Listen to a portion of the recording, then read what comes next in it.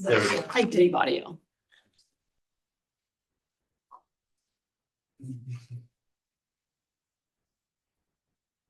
Committee member Fenwick, Here. committee member Kuzma, Here. Vice Chair Barton, Here. Chair Stone, Here. all present.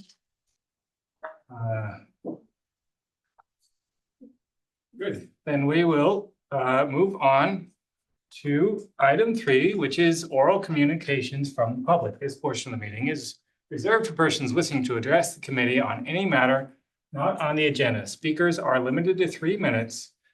State law prohibits the committee from acting on any non-agendized items.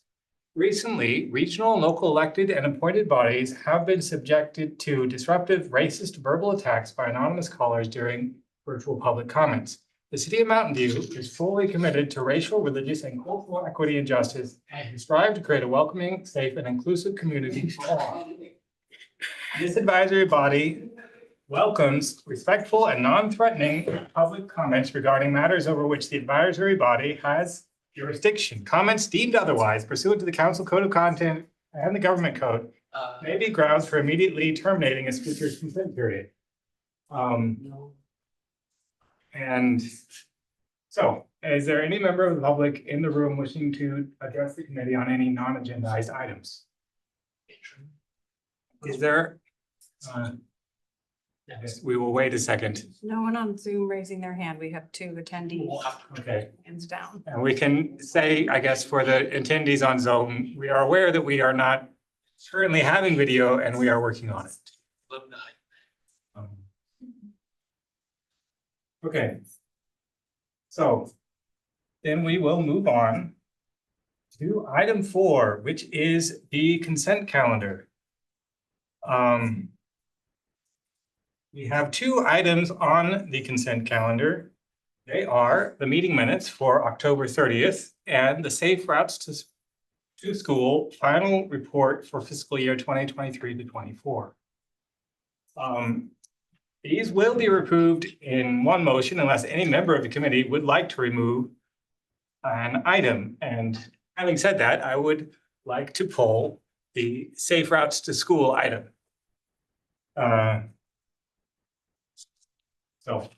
So just a comment from staff. So thank you for the comments on this report. We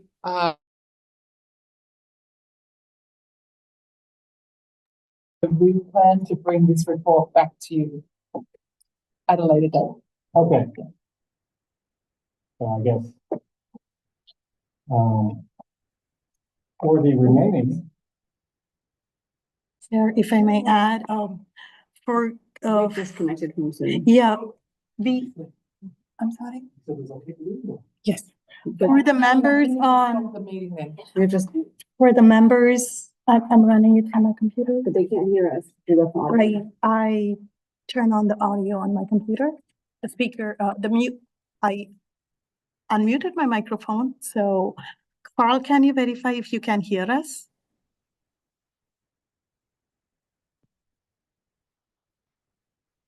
Carl? Can you? Yes, I can hear you. Thank you so much. For those joining us on Zoom, we have some technical issues, so we are working our conference room monitor, but the meeting is going because we have the speaker and microphone on, so all the public members can hear us. Yes, Okay, yes, they can hear Isaac. yes. okay. I will try and enunciate. Okay. So we are in the consent calendar. The Safe Routes to School item has been pulled, so we are discussing the remaining items, which is just the meeting minutes. So on the meeting minutes, are there any committee clarifying questions? Or any public comment? I don't see any hands raised on Zoom. Okay, are there any committee comments on the consent calendar? Move that we approve item 4.1 on the consent calendar. I'd like to second number 5. All in favor? Aye. Motion carries unanimously. Okay, so I guess we would move on to the safe routes to school item, but my understanding is that that is not ready for us to discuss at this moment, so in that case, we will skip this item on the calendar and move straight to new business.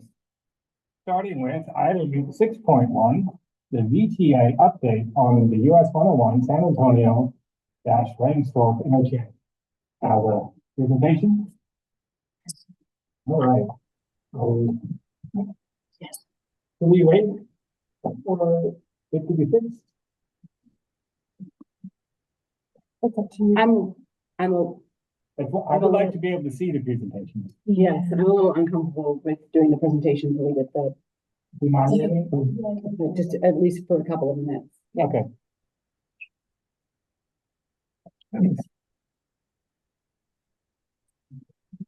Stop.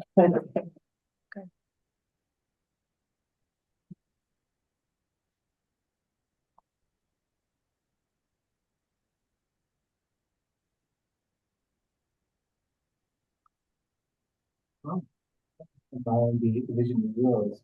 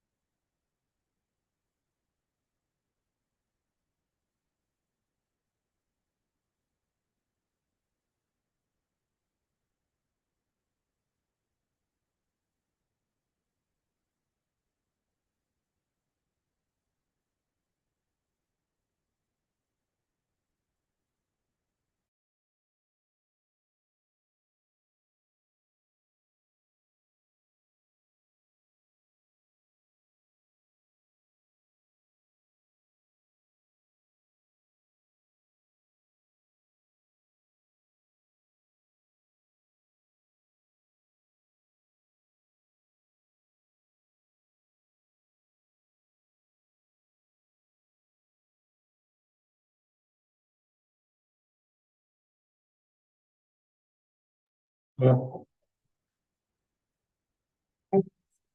further?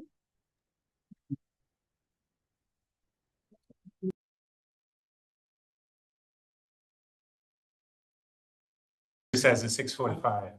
Here we are. So, calling the meeting back to order. And we're all good to move on? Everything connected?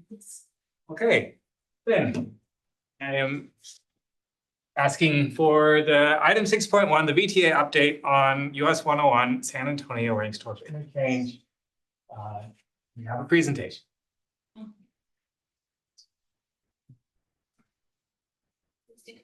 Yes. Maybe while Shanti is setting up, maybe I can do a brief introduction, if that's okay on this item. So thank you, everybody. Good evening, committee members and members of the public. My name is Zahir Guzada, and I'm the Deputy Director for the VTA Highway Program. I would like to introduce Shanti Chatterjee, VTA's Project Manager for the 101 San Antonio Rangstorf Interchange Project. She will give a short presentation on the project, and we will be available to take questions afterwards. With that brief introduction, I can turn it over to Shanti. Thank you. Thank you, Zahir. Hi, everyone. I'm Shanti Chatterjee, VTA Senior Transportation Engineer and Project Manager for the 101 San Antonio Rangstorf Interchange Improvement Project. Next slide, please.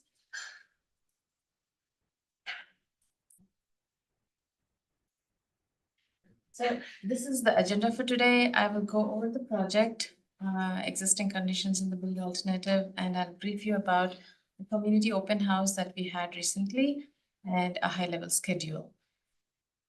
Next slide, please. So this is where the project is. So it's in 2 cities, Mountain View and Palo Alto, and 2 interchanges. Usually we have 1 interchange improvements, but this has 2. And the reasons are, so in 2012, when we had the Oxlands improvement project for along 101, Caltrans has identified some deficiencies. The first one is the closely spaced weaving or the short weaving due to the closely spaced interchanges. And anything less than a mile is considered closely spaced interchange. And the next one is the short weaving between the on and off ramp at the Charleston-Rengstorff interchange. And the third one is the incomplete San Antonio interchange, which is missing the on-ramp from San Antonio to southbound 101. So that's why the 2 interchanges are kind of connected into one project. Next slide, please. So the purpose of the project is to improve access, improve safety, mobility, and traffic operations.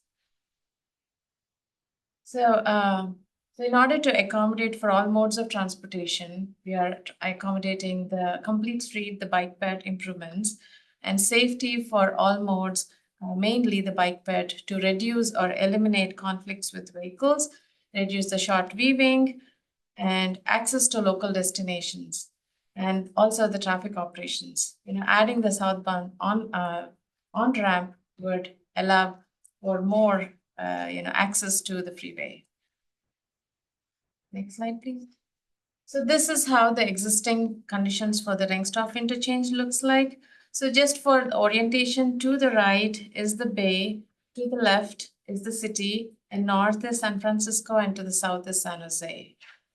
So as I said, there is the short weaving, and the Charleston on-ramp is a non-standard on-ramp right now.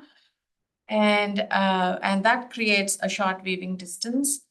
And there are no bike lanes on Rengstorff. Basically, there are high-stress bike lanes on both sides. And the free movements from the off-ramp onto Rengstorff creates conflicts with pedestrians and bicyclists. And there's no sidewalk on the north side. There is a sidewalk on the south side, but the north side, there's no pedestrian facility.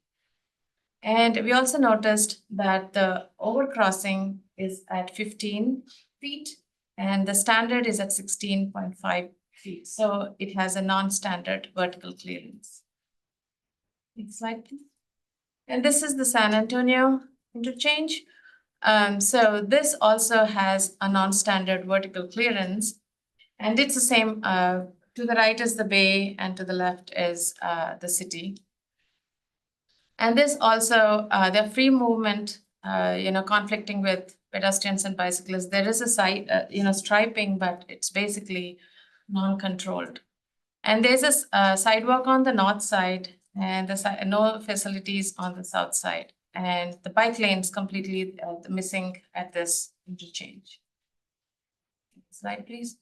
So this is the project alternative, or the proposed project improvements from the identified. So in summary, as I said, the weaving between the closely spaced interchanges can be mitigated by adding the southbound aux lane. So that's the yellow line in the southbound. Northbound, there's already an existing aux lane. So we are proposing to add a southbound aux lane. And the short hook ramp from the Charleston road to the 101 southbound will be eliminated. Instead, a loop on ramp will be added. So that eliminates the short weaving between the on and off. And then the loop on ramp from San Antonio to the southbound 101 is added. So that's a loop on ramp. And since we are, the interchanges are at non-standard vertical clearance, we need to construct new bridges. And because of that, we identified, let's improve the north side also. At the Rengstorff, we are eliminating the diagonal off-ramp and adding the loop off-ramp. And on the San Antonio, we are eliminating the diagonal on-ramp and adding the loop in the northbound direction. And all the ramps will be squared, making it safer for bicycles and pedestrians. Next slide, please.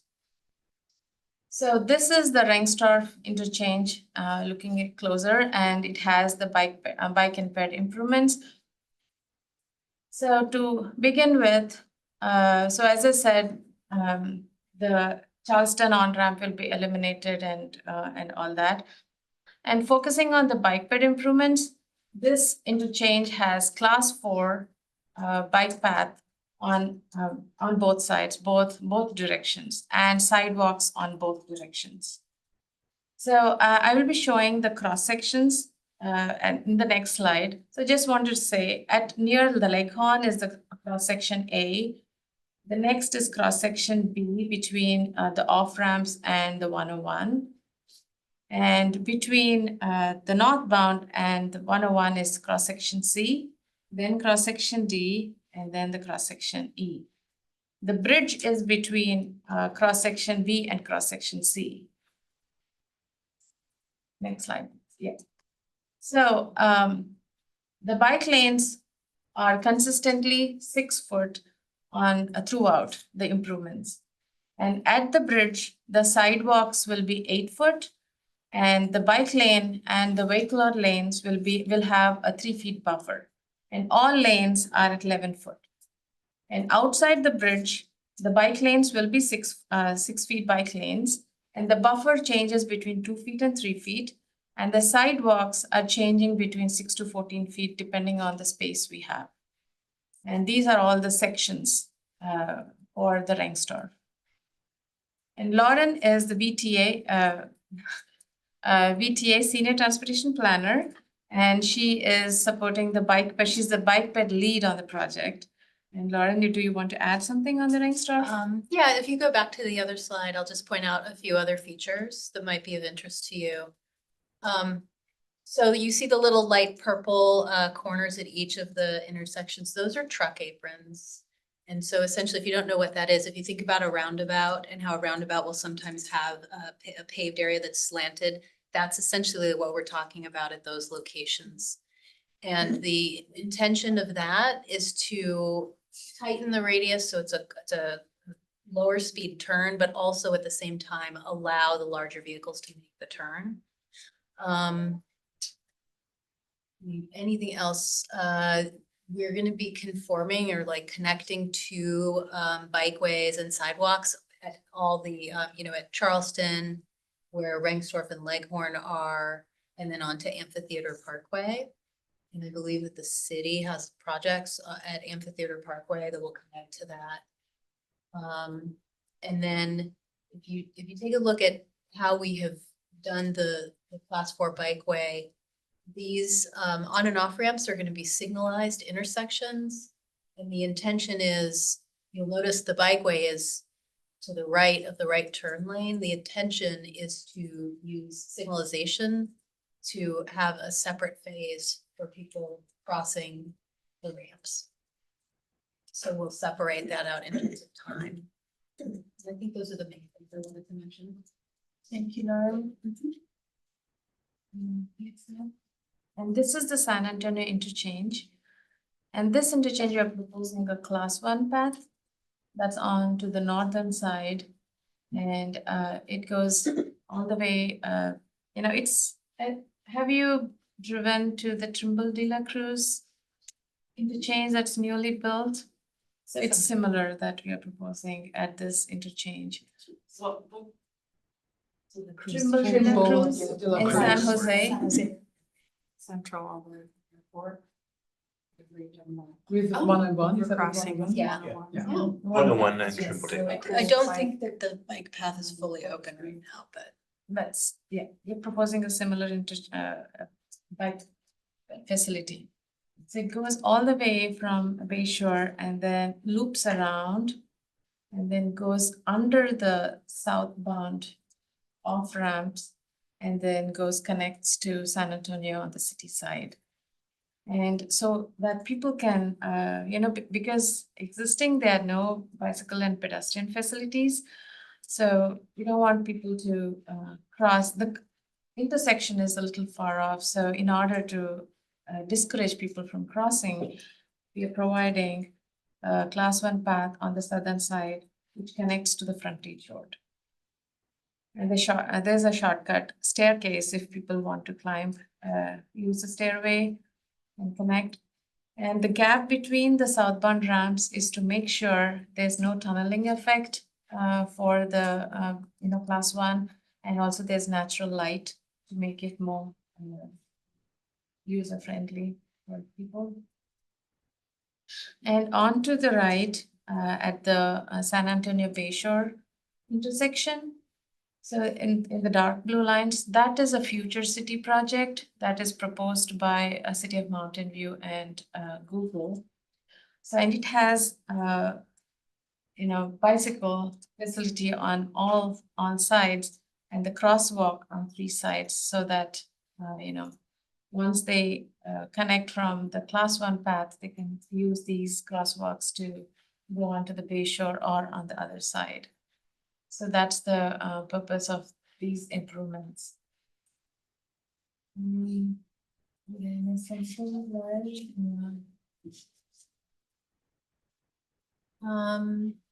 Well, the bike path, I believe, is 14 feet throughout. And on this one, the travel lanes on the roadway are 12. I believe that is because of the Caltrans requirement. Single This- lane. At this location versus the other location where we could get down to 11. What's the Caltrans requirement? It's a single lane, through lane. There is only one through lane, and then the rest are turn lanes. So having one through lane for the volume, it requires to have a 12-foot lanes and not 11 feet. And I think the biggest challenge on this one was trying to figure out how to make that connection to San Antonio Road. Because like Shanti mentioned, the nearest location where you can cross the pedestrians and the bicyclists across San Antonio Road is significantly farther away from the interchange. So we would end up having to really, really expand this project way beyond.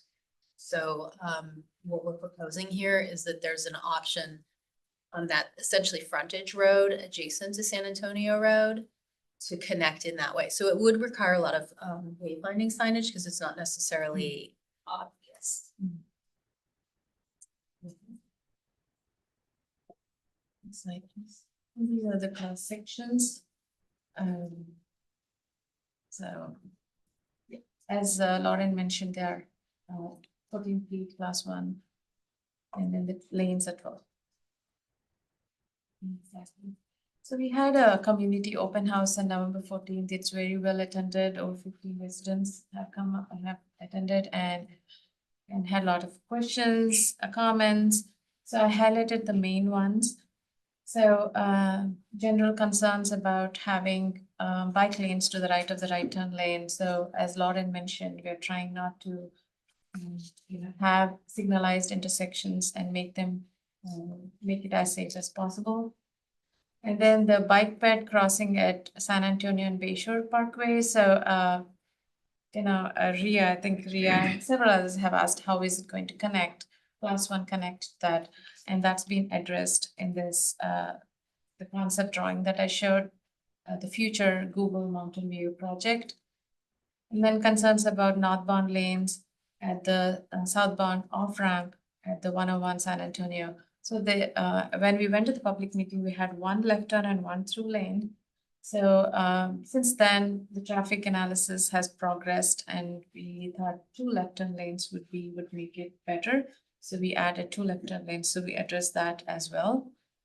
And then questions about how the interchange improvements connect to the local roadways. So city has future plans. Both City of Mountain View and Palo Alto have plans to expand or study the area to connect to the facilities at the interchange.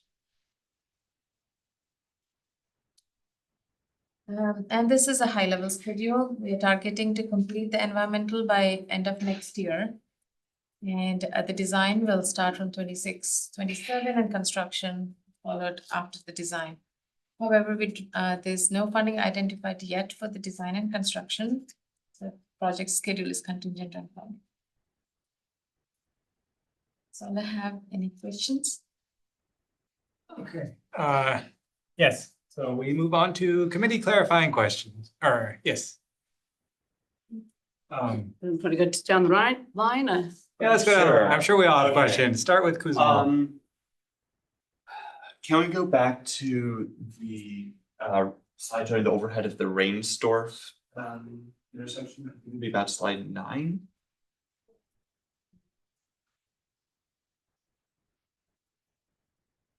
Along the same lines, are the presentation slides available somewhere, or will we be able to get them after the meeting? Sure, I can make it available. Thank you. It's nice to have references for the cross sections. Okay, on that connection between on North Reinsdorf Ave, so the connection between the Reinsdorf Ave intersection and East Charleston Road. So that is saying that it'd be class 3 bicycle facility, so there would be no bike lane. Am I reading that right, or is that a 2 in the E? It's class 2. Okay. Yeah, it's bolded some letters. I'm not sure why. Okay. I couldn't. Yeah. Okay, so those are going to be class 2 facility. Is there a particular reason to choose why was a class 2 facility chosen there? Currently, there are class 2 facilities right now. And the reason we have extended the project limit to that area is because we are eliminating the on-ramp. And in order to expand from class 2 to any other wider facility, there's right of way. So this project currently has no right of way take and to be maintained within the existing footprint. So we are maintaining the class 2 facility. Okay, thank you. And Carl Gibson, he's on the call. He is the consultant prime working on the project. He's a design consultant. And any other questions, technical questions, he can answer too. But yeah, just want to introduce Carl. Hello, everyone. Thank you, Shanti. On that same section of road, there are dark blue sections corresponding to pedestrian sidewalk. Is that there's sort of a gap on that? I don't know what direction. The driveways, those are driveways. No, but then yes. Is that a gap in the sidewalk, or I mean, from the map view, it almost looks like there is already a sidewalk there. So I'm just trying to make sure I understand what's sort of on the page. I do recall seeing existing sidewalk there. Yeah, I'll make a note of that question and see if they're Yes, missing on the there. drawing. Yeah, Paul? Yeah, sorry, Shanti. Yes, there's existing sidewalk there that we are keeping. So Okay.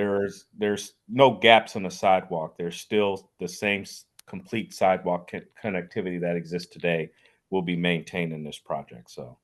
Does the presence of the dark blue indicate spots where it's expected the sidewalk will have to be re-poured or something, or is it just that the coloring on this happens to show up that way and got cropped in some? No, you're absolutely right. There are sections where we're keeping existing sidewalks, and there are sections where we are reconstructing the sidewalk, and the blue represents the reconstruction of sidewalk. So. Okay. Then also I am looking at the overhead view of that section of road right now, and currently they are class 3 bike lanes. So it said this would be this. So it said that we have the space for doing a class 2 bike lanes. That's what's going to be there. Yeah. It's a brand new bridge. No, sorry. Oh. The one that's not on the bridge. Yeah. Okay, I thought you were asking Around about. the Costco parking Yeah, lot. the section between that. No, that's correct.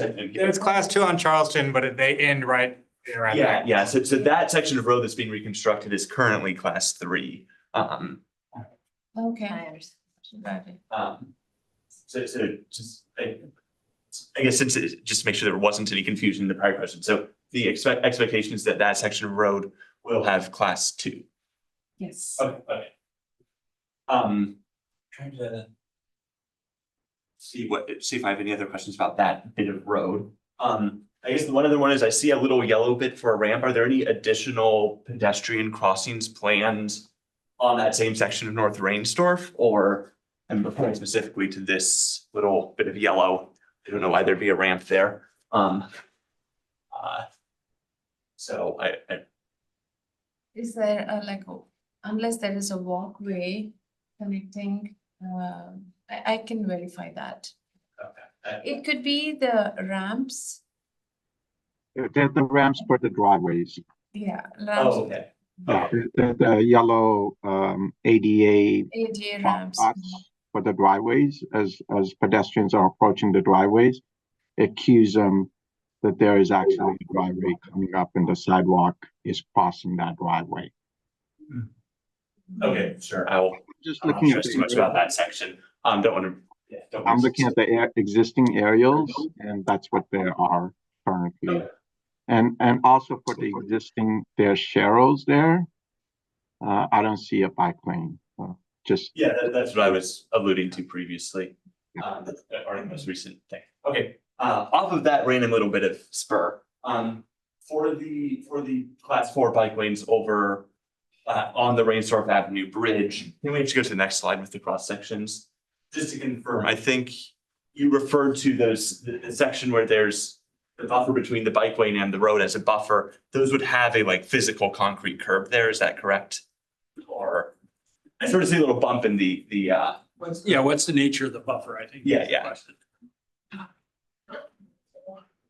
You're asking about the protective, the buffer on the class 4? Yes. Yeah, so I think that we would determine exactly what that would be, but it'd be some sort of vertical separation. Okay, so there would be vertical. And then just to piggyback, because I'll have that Yeah. question. That would prevent all crossing over from the normal travel lanes to the bike, class 4 bike trip path. That's true.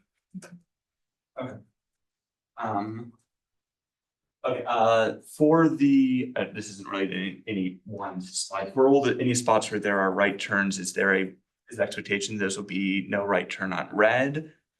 Yes. Okay. Yes. I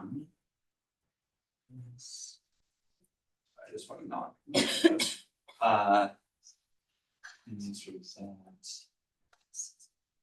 For the newly built San Antonio Road overpass,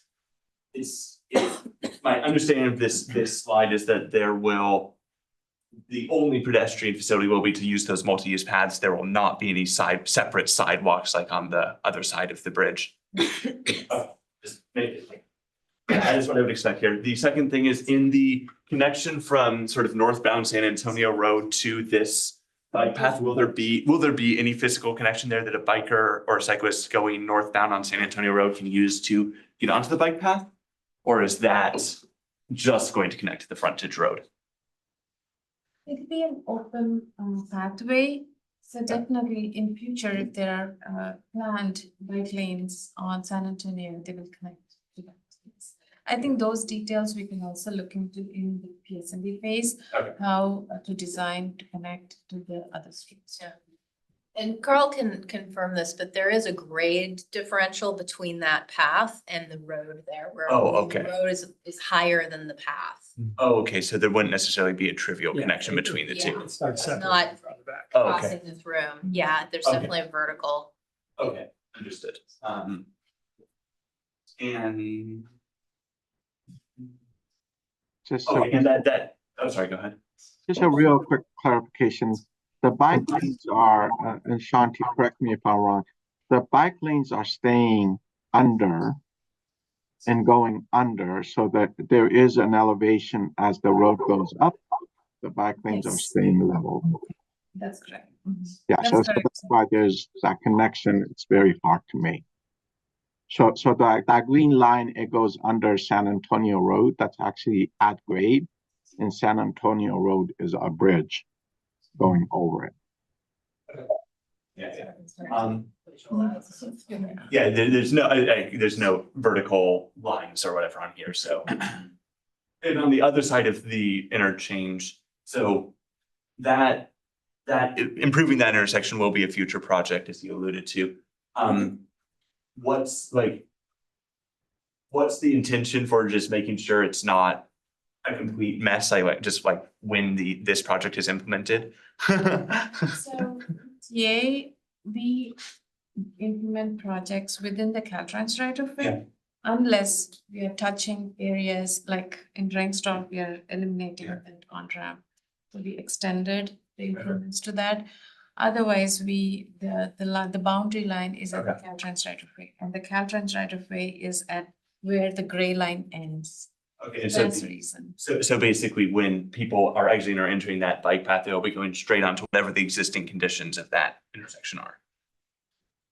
Google's plan is to implement that sooner than the project, so Oh, okay. hopefully it will be done by the project, by the time we implement the project. Okay, thank you. Those are all my clarifying questions, so we can go one step down the line. All right, Vice Chair Barton. Okay, so I commute over this, or I did for many years, so I've made about 5,000 trips over the 2 freeway overpasses. And I guess I have some concerns. Let's go back to Ringstar first. This is clarifying questions. Yes, so the question I have is, you said 11-foot cross-section on going over Ringstar. Calcan standards, I understand it, 94 now recommends that lower speed limits, 10.5, not 11-foot lanes. Anything below 11-foot, we need to, it requires an exception. To, And also Caltrans is not including interchanges in the recommendations. For like the Main Street Guide and that sort of thing. My understanding is interchanges are exempt. so, go ahead. The bridge is over. The interchanges. So normally when I would cross, I would be in the bike lane, which is not going to be there. And I probably would not use the trail because of the travel time. Sorry, we go to the San Antonio. So no, I'm still on Ringstar. Oh, really? So crossing in the morning going eastbound, I would be in the lane and approximately at the other ramp, cross over to the left turn lane. So it looks like you would require a cyclist to cross the Garcia Avenue, wait with the traffic flow, I guess, or that would be a separate signal. Then wait to cross Ringstorf going north, onto Garcia. So it would take 2 light changes as opposed to using the left turn lane. And so you would not be able to use the entire length of the class 4 path because there's no way to use it halfway and transition onto the left turn lane. Is that correct? The way it's currently designed, yes. We've done other projects where we provide an additional shoulder in addition to the class 4 bikeway. We've also done projects where there's sort of like a ramp where you can exit the class 4 bikeway and it's far enough in advance of the left turn lane that you can take the lane and become, like a vehicle and go into the left turn lane. So it's currently designed, we do not have there's on here, so it's all class 4. But I think a lot of commuters and people who are not riding leisurely will see the additional signal crossings as delays and be in the road. And given the width of the lanes and the speed, that will be a bit uneasy. So I guess I would recommend either bikes may use full lane signs for those that are taking the lane and turning left so they don't have a longer trip. And perhaps better still, is there a way to redesign it to equalize the travel time either way? I think we're trying to encourage bicycling, and adding travel time discourages it. We can certainly look at that. One of the things that we're trying to balance here I don't know if you can hear me, is that, there's cost associated with, right away. We're trying to build within kind of as tight within the existing right of way. So anything that we go outside, there's gonna, this project is very already costly in terms of the construction and the design. It's there are two interchanges. So the cost is a big hurdle that we are trying to address here. So there's a pull, and we have to choose kind of whether we can build certain things and maintain that cost. And this is kind of the best approach that we have taken at this point, but we can certainly take it back with our designers and look at it and see if we can do something where it can fit within the right of way. But at this point, this is, we're balancing cost, needs, safety, all of that, and in doing so, this is the most optimal design that we could come up with to address all those concerns. I understand, because the elimination of the on-ramps will make it more attractive to cyclists to ride all the way across. And so perhaps even more people will want to take that way. But Point of order that we are on questions. okay, so going on, is it a county standard that there are no right turn on reds at interchanges now, or? 'Cause I didn't see that in the documents. I guess what's the, what is the standard, or why is that being included in some intersections and not others?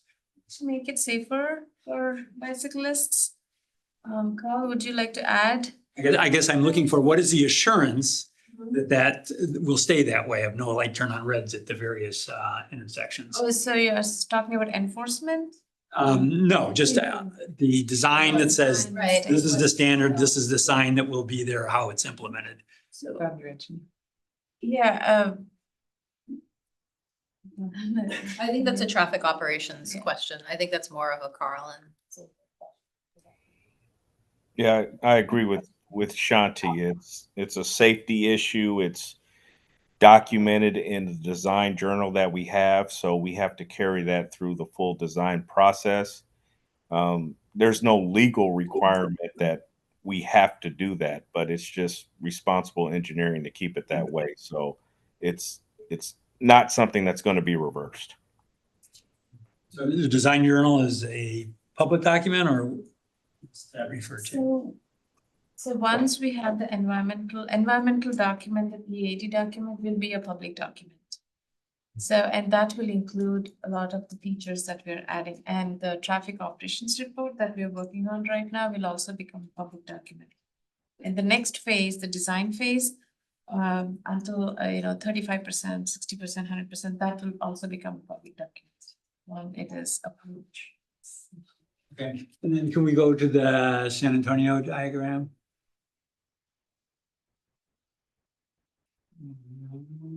So I guess on San Antonio, again, you either commit to the trail or the road. The road narrows to a single lane coming into East Bay Shore there before the turn lanes are added. Is that, no, that's still two there. But the single lane is on the early part here. Okay, so if you're on the lane, cars are going to have to hold up behind you until it opens up to two lanes. And then, so what is the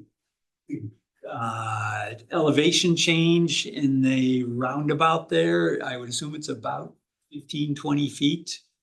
It will have the ADA compliance. We are maintaining the ADA slope. I'm talking about the class 1 path, right? Yeah. I guess We will maintain the ADA. It will comply to the ADA slopes.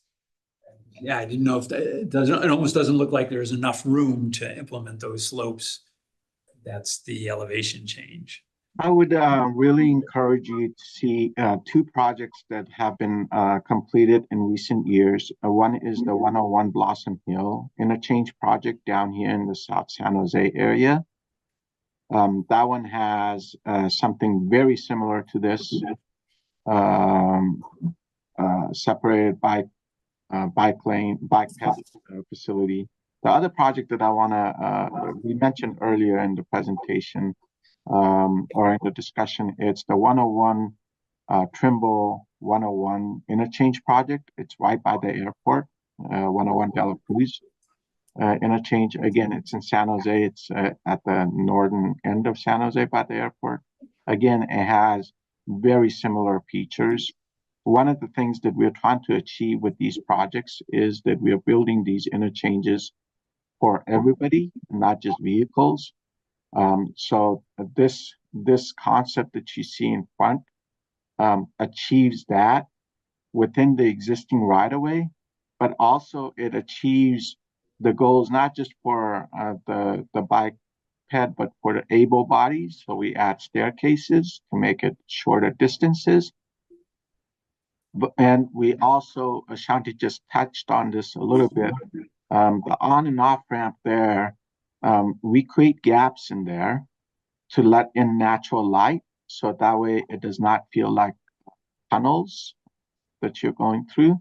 And it also helps alleviate the unhoused issues that we typically see with long tunnels. So we let natural air in. The other thing that we try to do with this is we implement,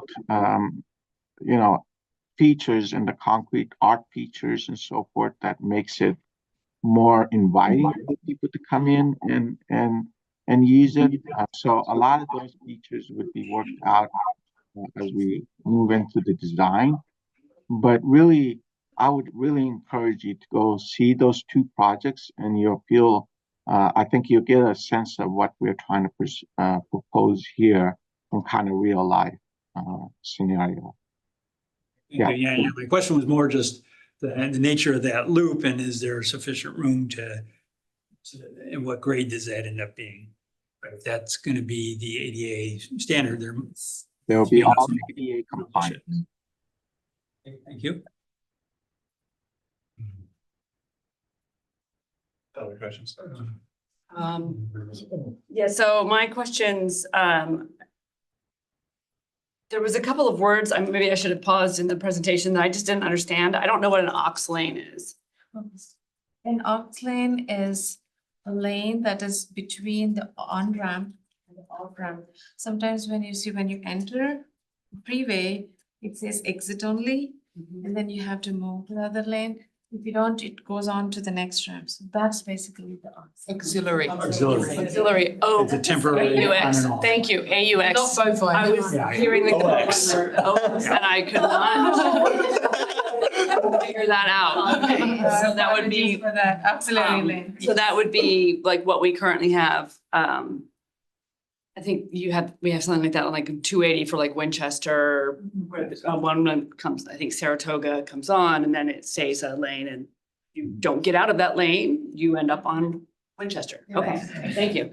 I just hadn't, I wasn't understanding that. And I also, I'm not familiar with short weaving. I can kind of guess, but it's not a term I've heard before. So short weaving is, can you go to the existing conditions here there? So the yellow lines, basically a car, if you're entering from the Charleston on-ramp, you have to quickly enter to the freeway. And also you have to watch out for cars exiting from the freeway. Okay, So the distance between the on and the off ramp is very short, and then all cars are crossing. So that's basically the way. there's no aux There's lane. no, exactly. That's what I kind of had guessed, but I just wasn't sure. Okay, thank you. One question I also have specifically about the, if we go to the Rengstorff image, I forget which slide that was, there we are.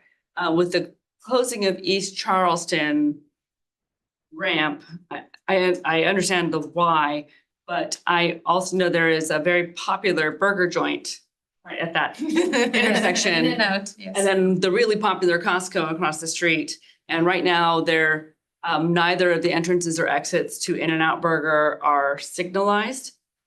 They're just free for all. So right now, people will sometimes, that's a destination. It's also a theft destination, but that's a different thing. But people will come off of Ranksdorf, go to In-N-Out, then use that Charleston, zip lane to get back on the highway without having to make any left turns. They can just do all right turns. Kind of, and actually looking at the satellite maps for that, you can see how much traffic just by the tire markings on the road also turn left out of the Costco parking lot to use that Charleston ramp. The driveways for Costco and In-N-Out Burger has 2 driveways. One of them does line up. That seems like I may be out of scope for this, but and maybe this is a City of Mountain View question, is a signalized intersection being considered there? Because I think with people not being able to turn right out of In-N-Out Burger and get on 101, they're now going left turn to get on Rangsdorf to get back on 101 if they're coming from another city, for example. Even myself, I would sometimes go right, take that Charleston, get on 101 to Shoreline Boulevard and use the highway instead of navigating city streets. But this is going to force left turn. So I guess the question is, are there plans from either the city or VTA to do anything to lower the impact of those left turning drivers out of the In-N-Out? I think that should be studied during traffic analysis. Yeah, the traffic analysis should be looking into that. Okay. So right now, there's no divider on that North Rangsdorf Avenue. So that will help people make the light. It won't restrict them from making a left turn lane. But yes, once we have the traffic analysis, we will be able to answer better. And Can I ask a clarifying question of your clarifying? yes, I think so. Are you concerned about the difficulty of turning left? Or are you concerned about the safety of all those cars turning left along with all the other cars turning left? Or both? I am concerned about the particularly the second driveway of In-N-Out that doesn't line up. The conflict of people making a left turn out of Costco, someone making a left turn out of In-N-Out Burger can be a conflict. Also for cyclists, because cars making left turns are looking for that window and are more likely to miss a cyclist is my concern. Okay, thanks. And I don't know why In-N-Out Burger needs 2 driveways, but that's I know that's a comment, sorry. That's it of my clarifying questions, thank you. Thank you. Any economic? Yes, so I was just wondering how the community meeting was advertised. Maybe this is more a City of Mountain View question. Sure. Yeah, VTA did a robust outreach program. We have the VTA web page, and we did Eventbrite was sent out. Eventbrite, and then so the mailers were sent out. So we drew a boundary along the project, and 1/4 mile from all the corners, mailers were sent out. So about 2,000 hard copy mailers were posted to the residents.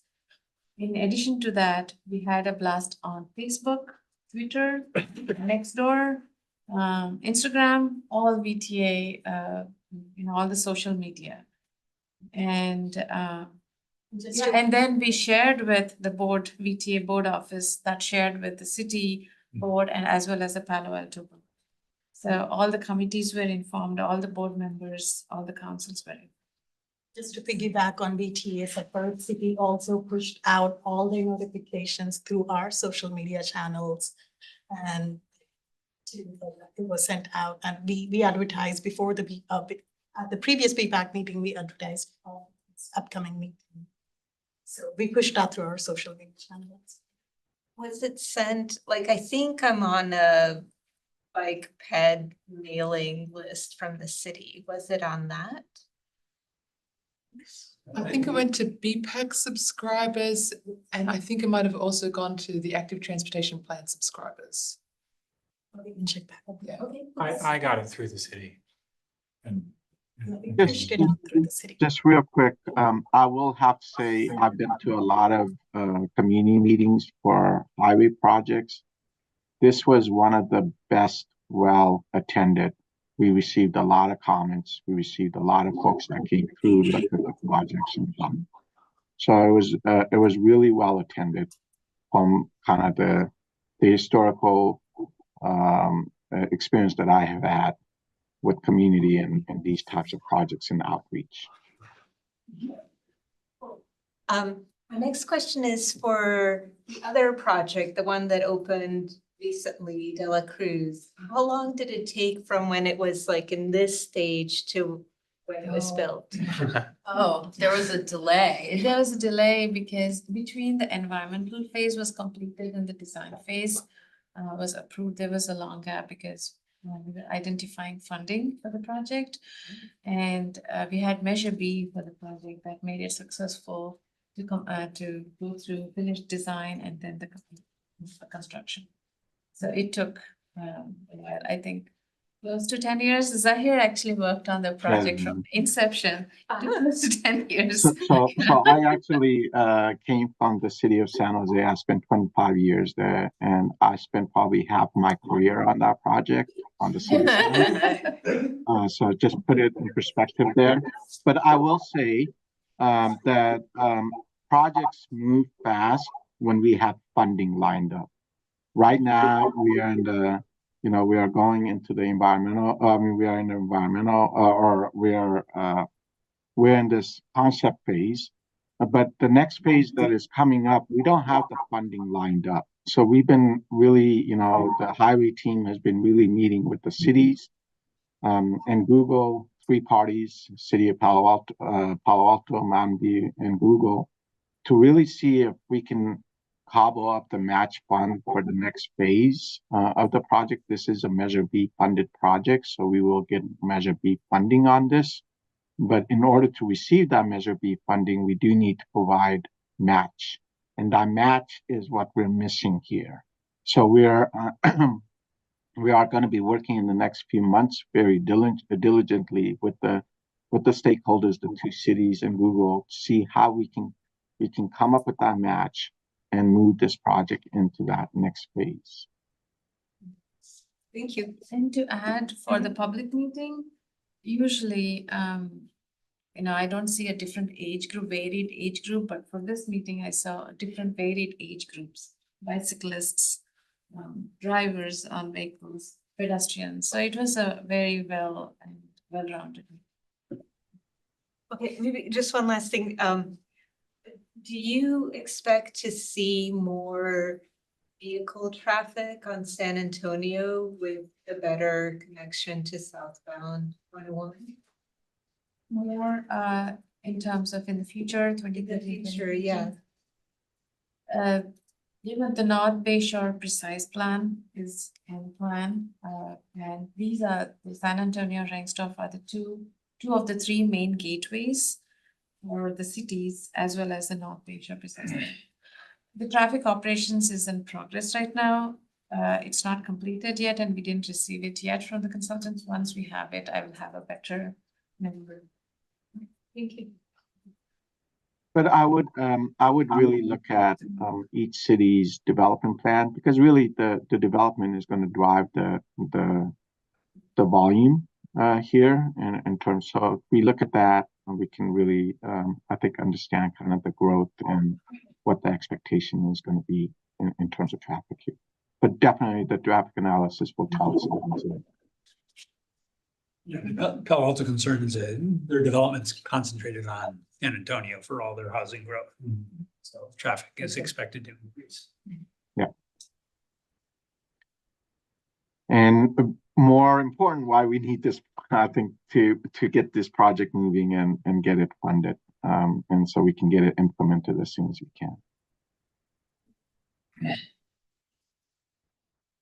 So I do have a couple that haven't been asked. So if we go back to Rengstorff, that south side and with the Rengstorff and the on-ramp there, are there pedestrian facilities for crossing on either side of that large intersection? Yeah, crossing the Rangsdorf side, yeah. I'll defer to Carl. Yeah. So today or in this Should be. design? In the design. Not, there are no facilities crossing Rangsdorf at that intersection. Pedestrians There would are- be expected to cross at Leghorn. Exactly, yes. Okay. The other question, did you look at or consider, or have you ever done bike boxes for the two-stage turns? I'm thinking particularly about over there on Garcia, there seems to be plenty of space to put a nice on the far side.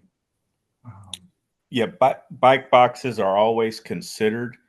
There is definitely enough room to incorporate one if desired. That is something that is usually implemented as we get further in the design phase. But there is that option to include that especially at the Garcia intersection. There is enough room for that, for the left turns that you're talking about to be accommodated there. Cool. And I have one more, I guess this is a technical question. We talked about the DIB 94 that applies to complete streets. I guess you're saying it's not applicable because it interchanges a different class of thing from a complete street. Correct. According to Caltrans. According to Caltrans. Okay, Yeah. thanks for, At least the lane widths. okay. Yeah, to generate a couple other questions, Mike. All right, back to Member Kuzumo. I think the answer to this is no, but I feel like I should ask. Do we expect this, once this is completed, is there any impact on the bus routes that use these I think the only VTA bus route that uses either of these overpasses is on Rainsdorf. But there's also various private shuttles and the Invigo shuttles. No impacts. No impacts, and there will be carpool lanes on the on-ramps, so that should help the transit. And public shuttles. And North Bayshore was alluded to earlier.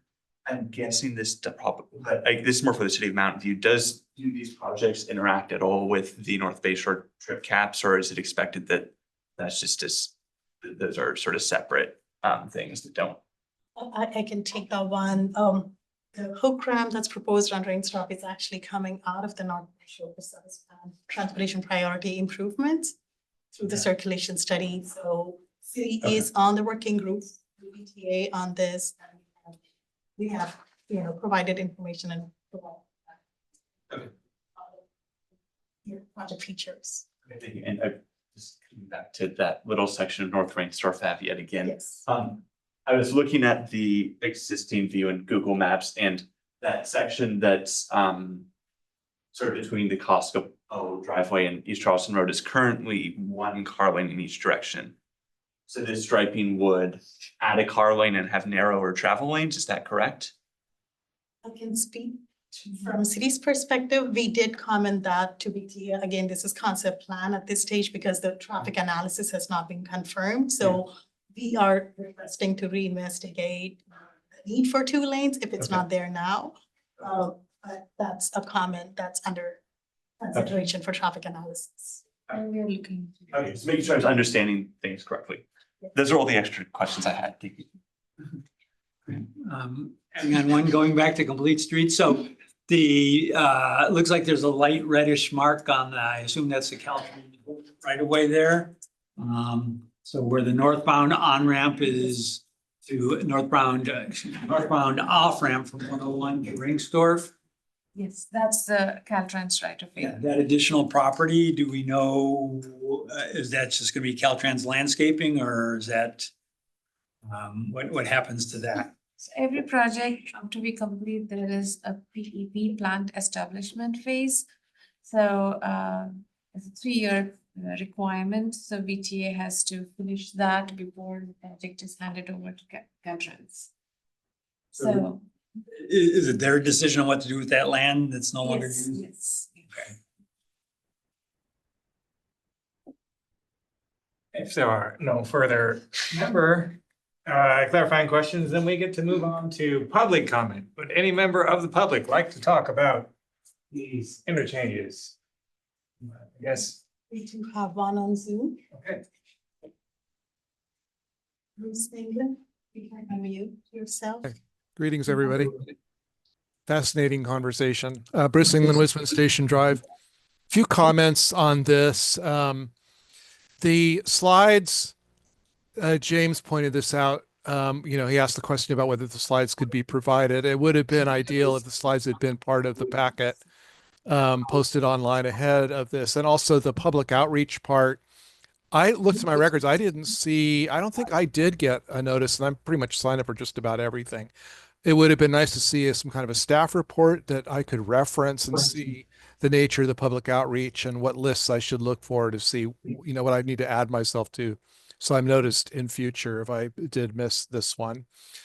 Second comment is the Charleston Plaza project, of course, is another project going on through the city through the gatekeeper process. And so that's not included in this project, but presumably that's being taken into account, like traffic impacts and things like that once that project goes in place. The San Antonio intersection to the east of 101, there's some cross-jurisdictional things going on there because it's Palo Alto on the other side of that intersection. And even though you pointed out that it's a future city project between Mountain View and Google, it's unclear to me how Palo Alto will be looped into that. So there's that comment. And then I want to echo, I think it was Terry's comment about no right on red and how that's going to be implemented. Definitely a strong interest in Mountain View in implementing no right on red in all parts of the city. So I can understand why his question came out there. And I also want to echo, lastly, Valerie's comment about the left turns out of in and out. We do have a number of locations in Mountain View that are really tricky in this way, where you've got conflicts between people turning left in one direction and people turning left in the other direction. And so I agree with her. I think that could really be hazardous the way it is if it can't be mitigated in some way. And those are my comments. Thanks.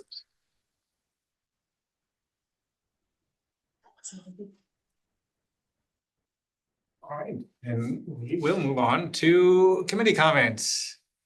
Would we like to go down the line again? Sure. Start with member Kuzumo. Sure. All right. I guess overall, I do like project looks like generally the things I would hope to have been looked at and have been done. I actually was not at all concerned about the public outreach. I know that was brought up a couple of times. I feel like I was inundated with things about it and kept being reminded that I couldn't actually make that meeting. So it's good to hear that plenty of people were able to make it. As may have been, there are some things I would like to see on that bit of North Rainstorf Ave I kept referencing. I think it would probably make sense for it to only be one lane in each direction, especially given that's the current conditions. And if that made space for there to then be a protected bike lane along those sections, that would be my preference. I'm not actually it's possible that future improvement would be to manage the traffic coming out of those driveways better. I'm not actually overly concerned based on just my intuition about it getting much worse, because just as there will be more left turns from the in and out parking lot out, there should be fewer left turns from the Costco parking lot out because they aren't needing to get onto 101. So I don't know that those actually balance each other out, but my intuition would be I'm not overly concerned. It is possible we could also, it seems like it might also make sense to look at whether we should add any speed humps or this such, especially as you get towards the section where it turns into Charleston Ave, since if the Charleston Plaza project that Bruce was mentioning does come through, there will be a lot more residential in the area.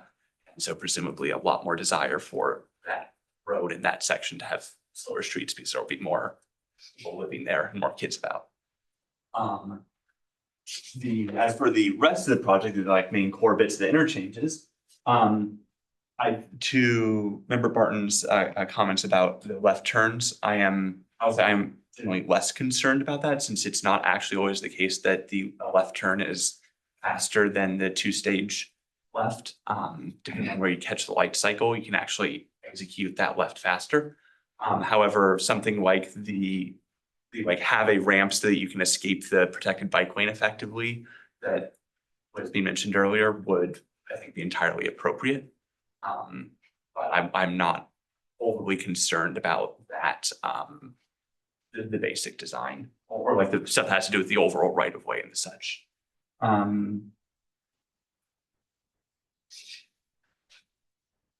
Yeah, I think that's the scope of my comments. I mean, we'll see if if funding actually happens for this project. So on a reasonable time frame, that sounds like that's honestly the biggest question here. So, but I can't do anything about that. Aruna, can you mind sliding down to beyond the questions? There's one slide. Oh, with there's the specific questions. QR code. So the VTA project webpage is up and you can provide any comments. And just wanted to, if you can quickly scroll down to the last slide. There. So there's a QR code which takes you to the project webpage. And any questions that you have, you can email. And the project webpage is also up and all the information is there. Those are all the comments I had to speak. Okay, yeah, two things primarily. So the one comment, just look at travel times. I think we're trying to incentivize walking and biking, and just what's the impact on the design changes to current trip lengths. That would be one concern. The other is I did see a lot of outreach on the Palo Alto side more because they're, I think, have more positive impacts or potential negative ones on removing kind of the extra interchange there. And this one's more of a clarifying question, given that Palo Alto controls the East Bay Shore San Antonio intersection.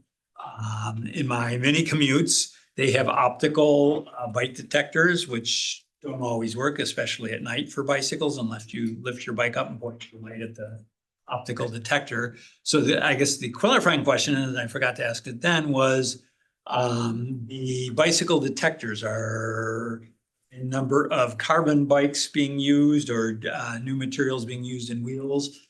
Is there a standard or what will be used to detect bicycles on the interchanges? I think, are we moving toward video detection in general? I think I'd wanna. Zahir unmuted himself. Yeah, I'm not sure what the city of Palo Alto's specs are, but I mean Mountain View's specs are, but we are moving toward video detection, which detects, you can program and detect pedestrian, bicyclists, cars, large vehicles. So I think that issue might be addressed through our design when we get there. But it's a good comment, and I think we will put it down and make sure that is addressed. It's not. Mostly the city of Mountain View uses induction loops, which can be problematic for certain bikes these days. And like I said, the one intersection was one of the few that was optical. It wasn't the best implementation, but I think the capabilities are changing. So good. Yeah, the industry is moving toward video detection. It's just more flexible, more easier, to troubleshoot and fix when it goes down. So it's it's a lot of cities are moving toward video, and I think that's what we're looking at here as well. Thank you. I see lots of positive safety improvements. So that's great. For myself, I the only two comments I have outside. Thank you. I've been in the Bay Area since the late 1990s, and in particular, the San Antonio 101 has been difficult to navigate on a bicycle. I would never think of walking there, but even as a car, it's been a challenge. So used to just be stop signs at the on-ramp with light-ins that helped, but it's never been nice, and it's been overdue for a redesign. I didn't know that was called short weave, but that was something I've never liked about those intersections either. So thank you for that.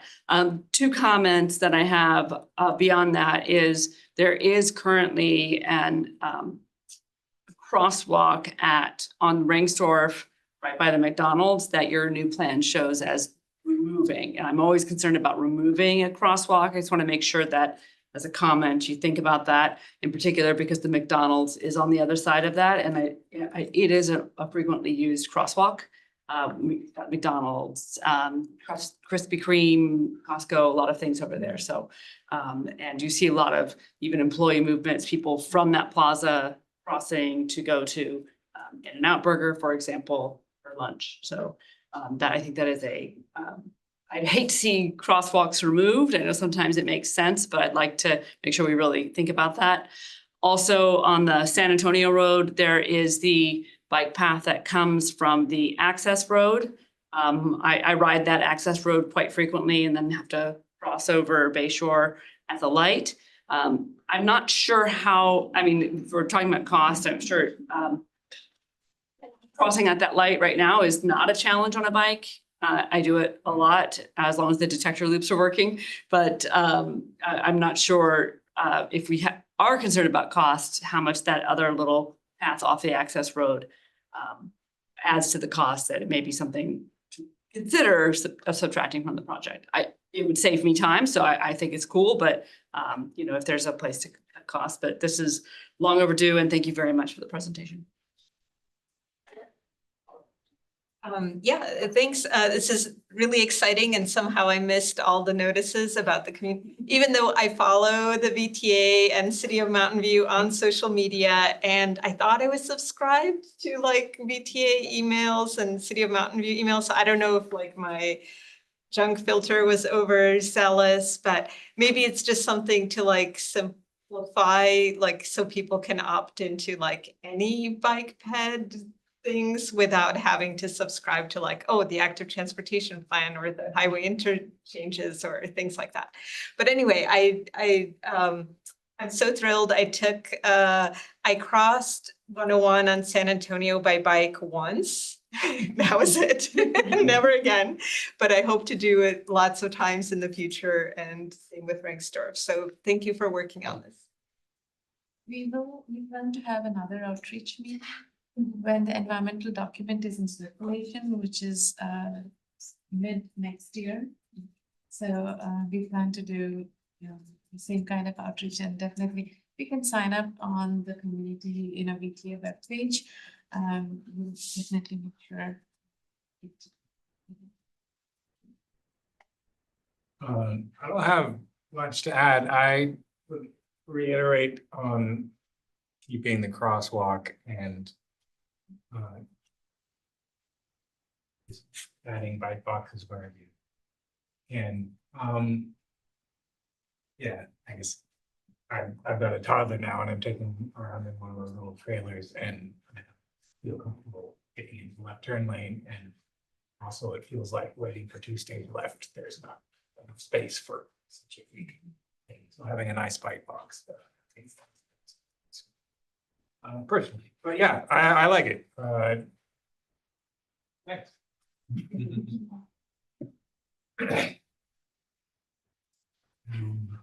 So I guess we are finished with this item.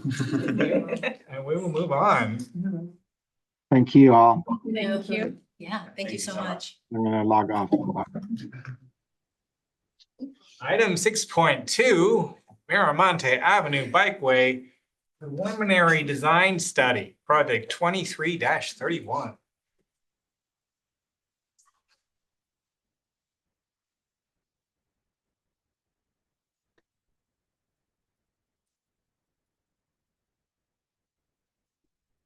Okay, I'll get started. I'm Karen Gauss, transportation planner here. And we have an update for you tonight. The City of Mountain View is conducting a complete streets corridor study for Miramonte Avenue.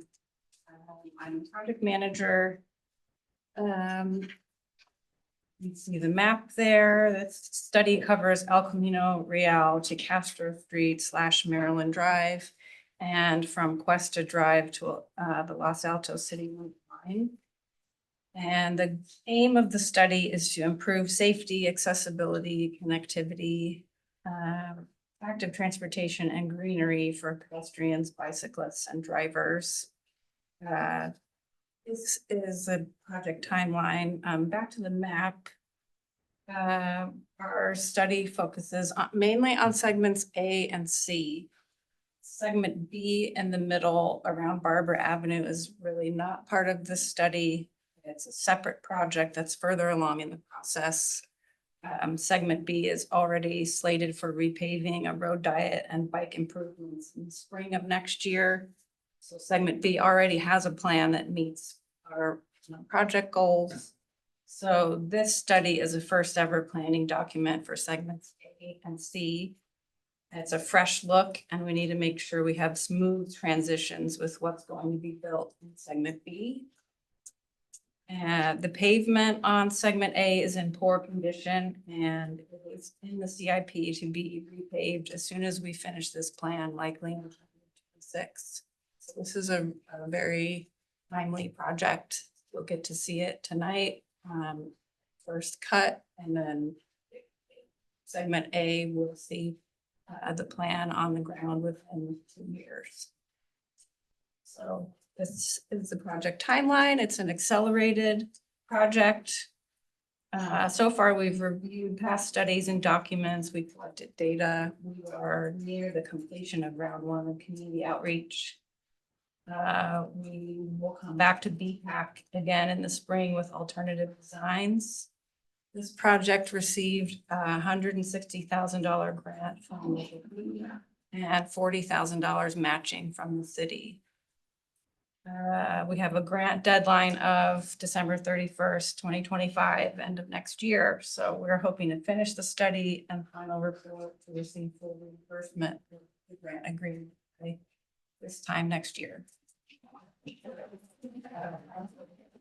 So in the memo, you probably saw our robust background section.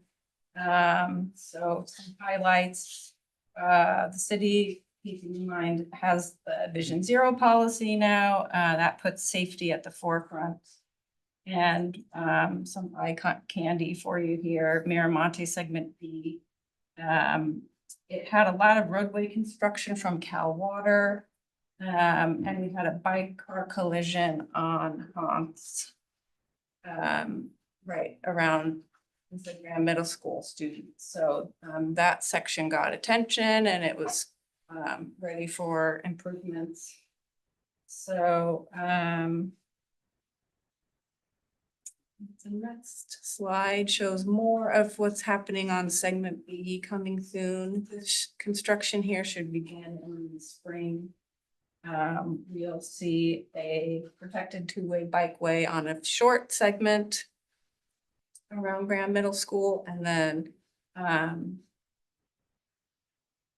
nice bike lane on the whole section, and it'll receive a road diet. So you'll go from the 2 lanes in both directions down to 1 lane with the center. In our background review, we looked at land uses, roadway geometry, and transit. So this project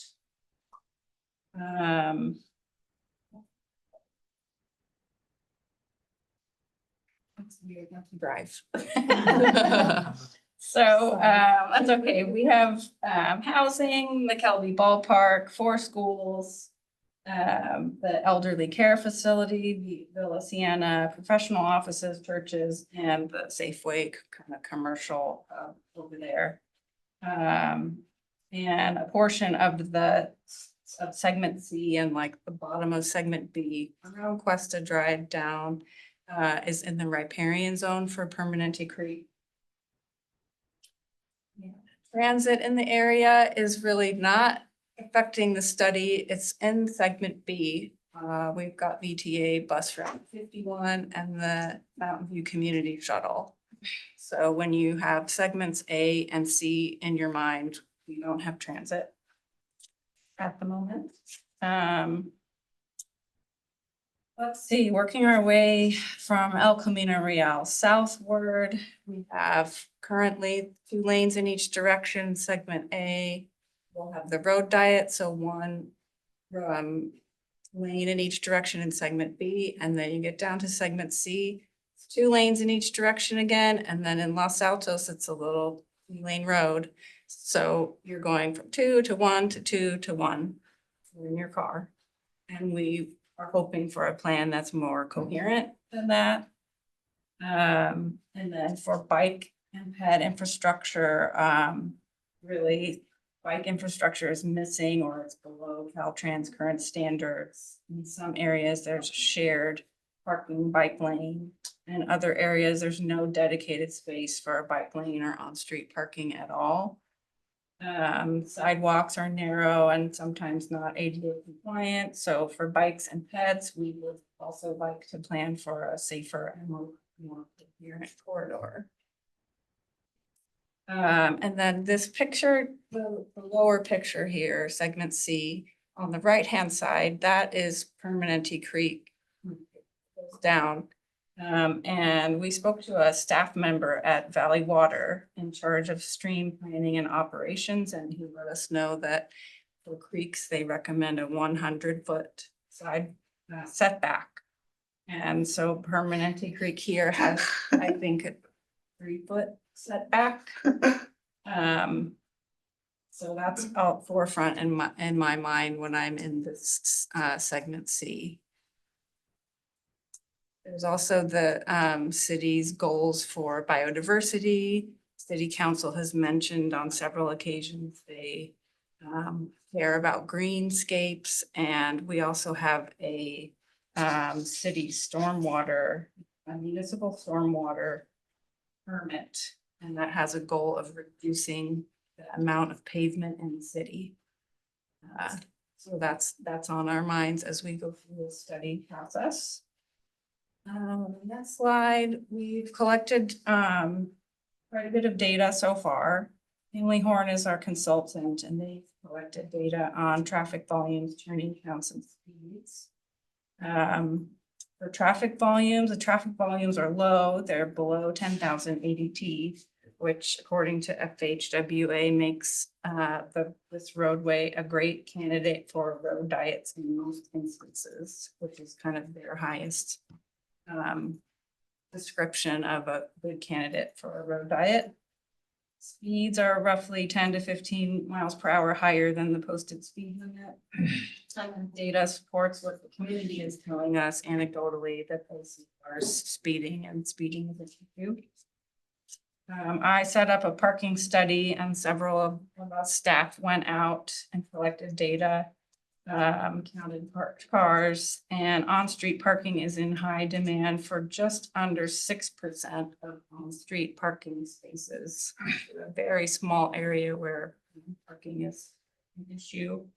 I can go into more detail on that if you have curiosity about parking.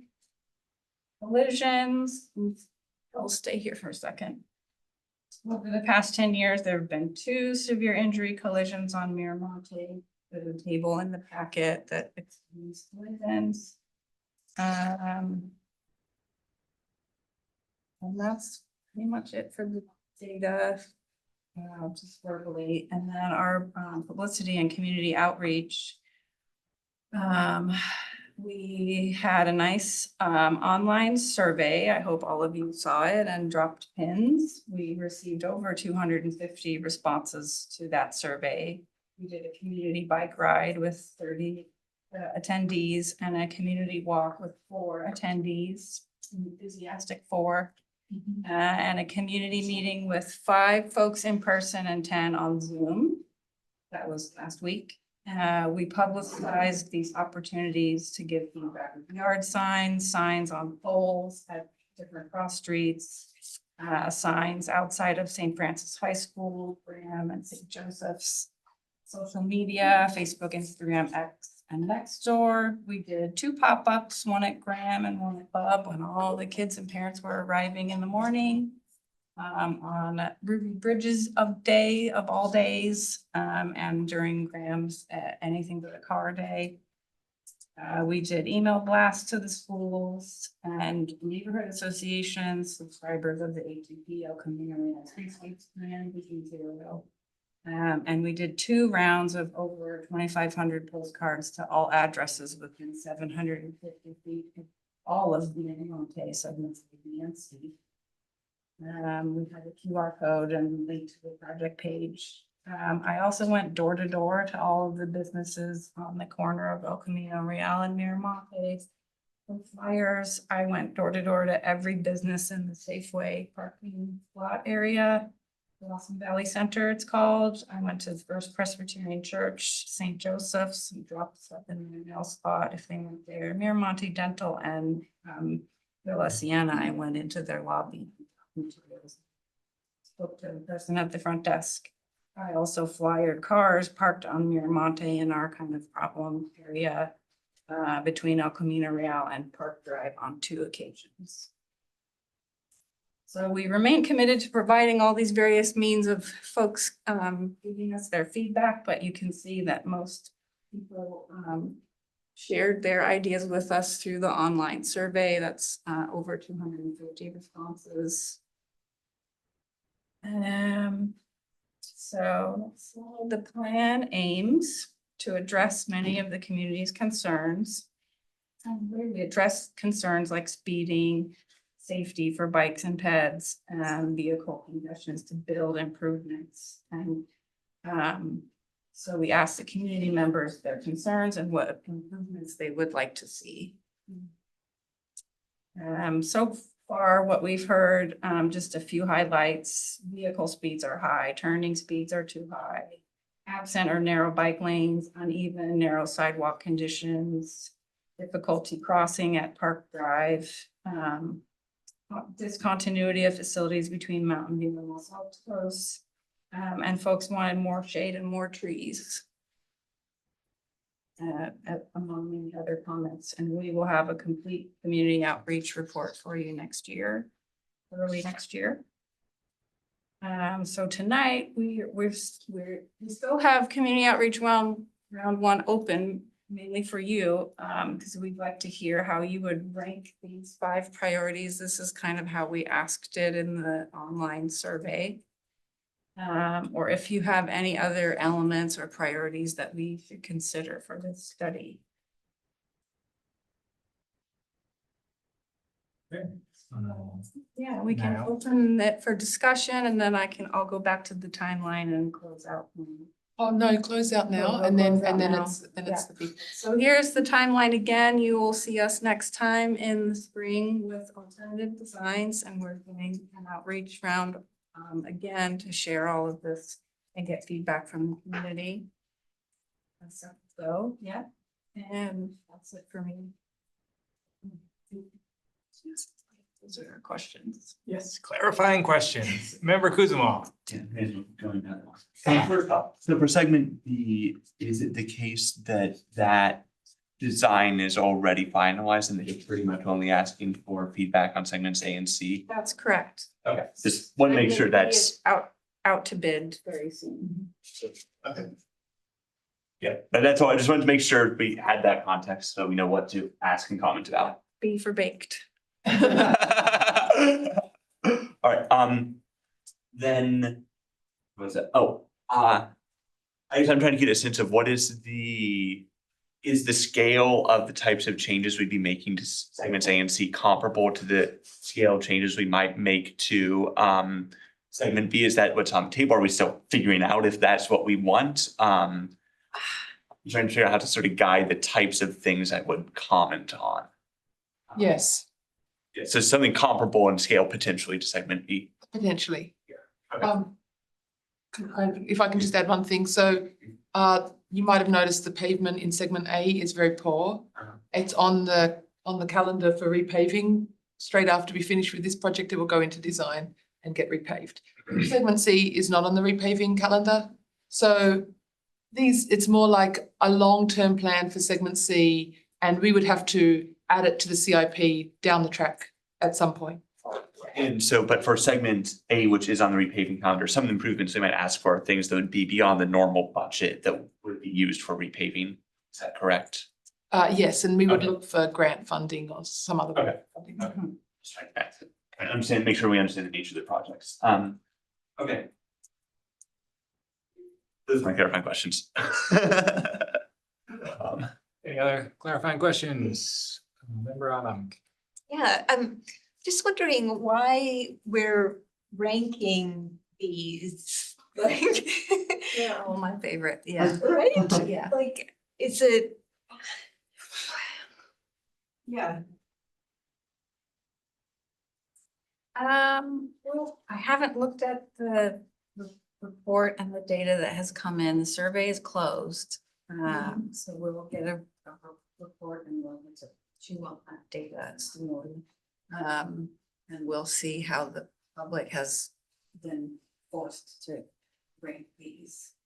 And if we think that data is useful, but Feel free to provide whatever feedback you want. It's about, we're at the stage of values and what elements we need to consider. So that's kind of what this is about. For me, Ed Arango, Assistant Public Works Director. Another component of this, we were talking about funding, you know, it says what's on the table, identifying sort of the menu of items, hard to prioritize, we recognize that. So it's just a data gathering input stage right now, all the information, and then that helps us develop the concepts that go forward. There may be a phased approach. We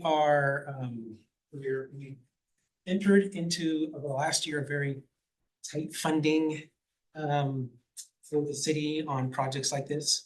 And so we foresee this to continue into the near future.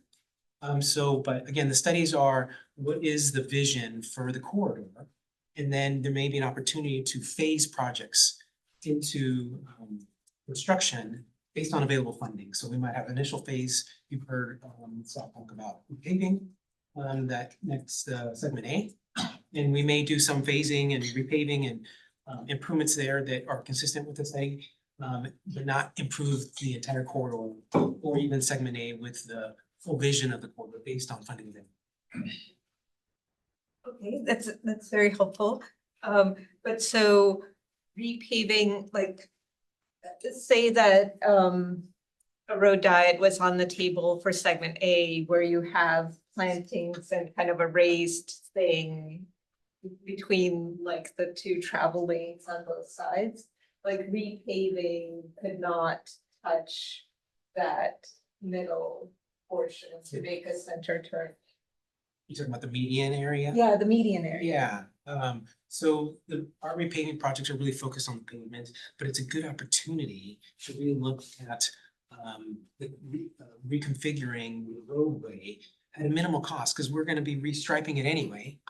So when we repave, road diets with just painting are relatively inexpensive and easy for us to do. As soon as we get into vertical treatments or more robust treatments, that's where it gets to be more expensive. And maybe that component may be phased, or we carve out space for future improvement. Okay, I guess I don't understand, because in order to make room for bike lanes, you need to reduce the number of travel lanes, but I'm not sure how you would do that without affecting the median, which is raised. There's more than one travel lane right now along that entire section of view, I think. So the road diet could accommodate movement, just like we're doing on segment. So we can take away lanes if that's the vision for the road, and continue the road I see. diet. So just Now all- we've opened up an additional area. So you would take away 2 lanes instead of. One on each side. Good. Oh, okay, sorry. Yes, that's, thanks. so segment B doesn't have a median, and there are no trees in the middle. Right. And that whole surface is gonna stay paved. And when we repave it, they're gonna change the striping, so you have this yellow lane in the middle, centered with left turns. But on segment A, is currently median with trees or little brick looking pavers. So if the vision is to keep that median or expand the median, that would be something that we would consider if the detail of design. If we get consensus and it's wins out and makes it to the finish line, and that's what we can do. You could have room for bike lane, one car, and the median in some shape or form, and following the bike lane, the curb, and maybe parking is part of that section too. So, yeah. I think Portrait too. yeah, There was an Lane. image in Right. the workshop. I saw you in the corner of my eye, you came to the meeting. And there was a picture of a road diet. The median is quite wide with grass, and a lot of folks liked that picture. And the median we're working with now, the existing segment is very minimal. So the width of that is part of the design and it's a choice. Okay, and so my understanding is that the reason why you want the center lane usually is because there are many opportunities that the cars want to like make left turns, and if you just have a single lane, then they're queuing up. Is segment A, just in case you know, is it like sparse in those opportunities that kind of wouldn't matter because the cars don't need to turn left? We did get feedback from folks that, especially on the walk, that they know that road and they spend more time there than I do. That a lot of cars travel southbound and there's a break in the planted median where it's paved in the middle and they like to queue it. I saw it today, actually. I was out in all the signs. And there were 3 or 4 cars like stopped waiting and making their own kind of illegitimate U-turn lane in the middle near Trophy Drive. So that was one comment we got, like, how about we make that U-turn lane legitimate? So we're But I think in answer to the question, I think that there's the segment B is like open, there's no median. Segment A is mostly median with some sort of some wider gaps. Yeah, so we're talking about all of this. It's very early days. And we'll see what we get with the design for the segment.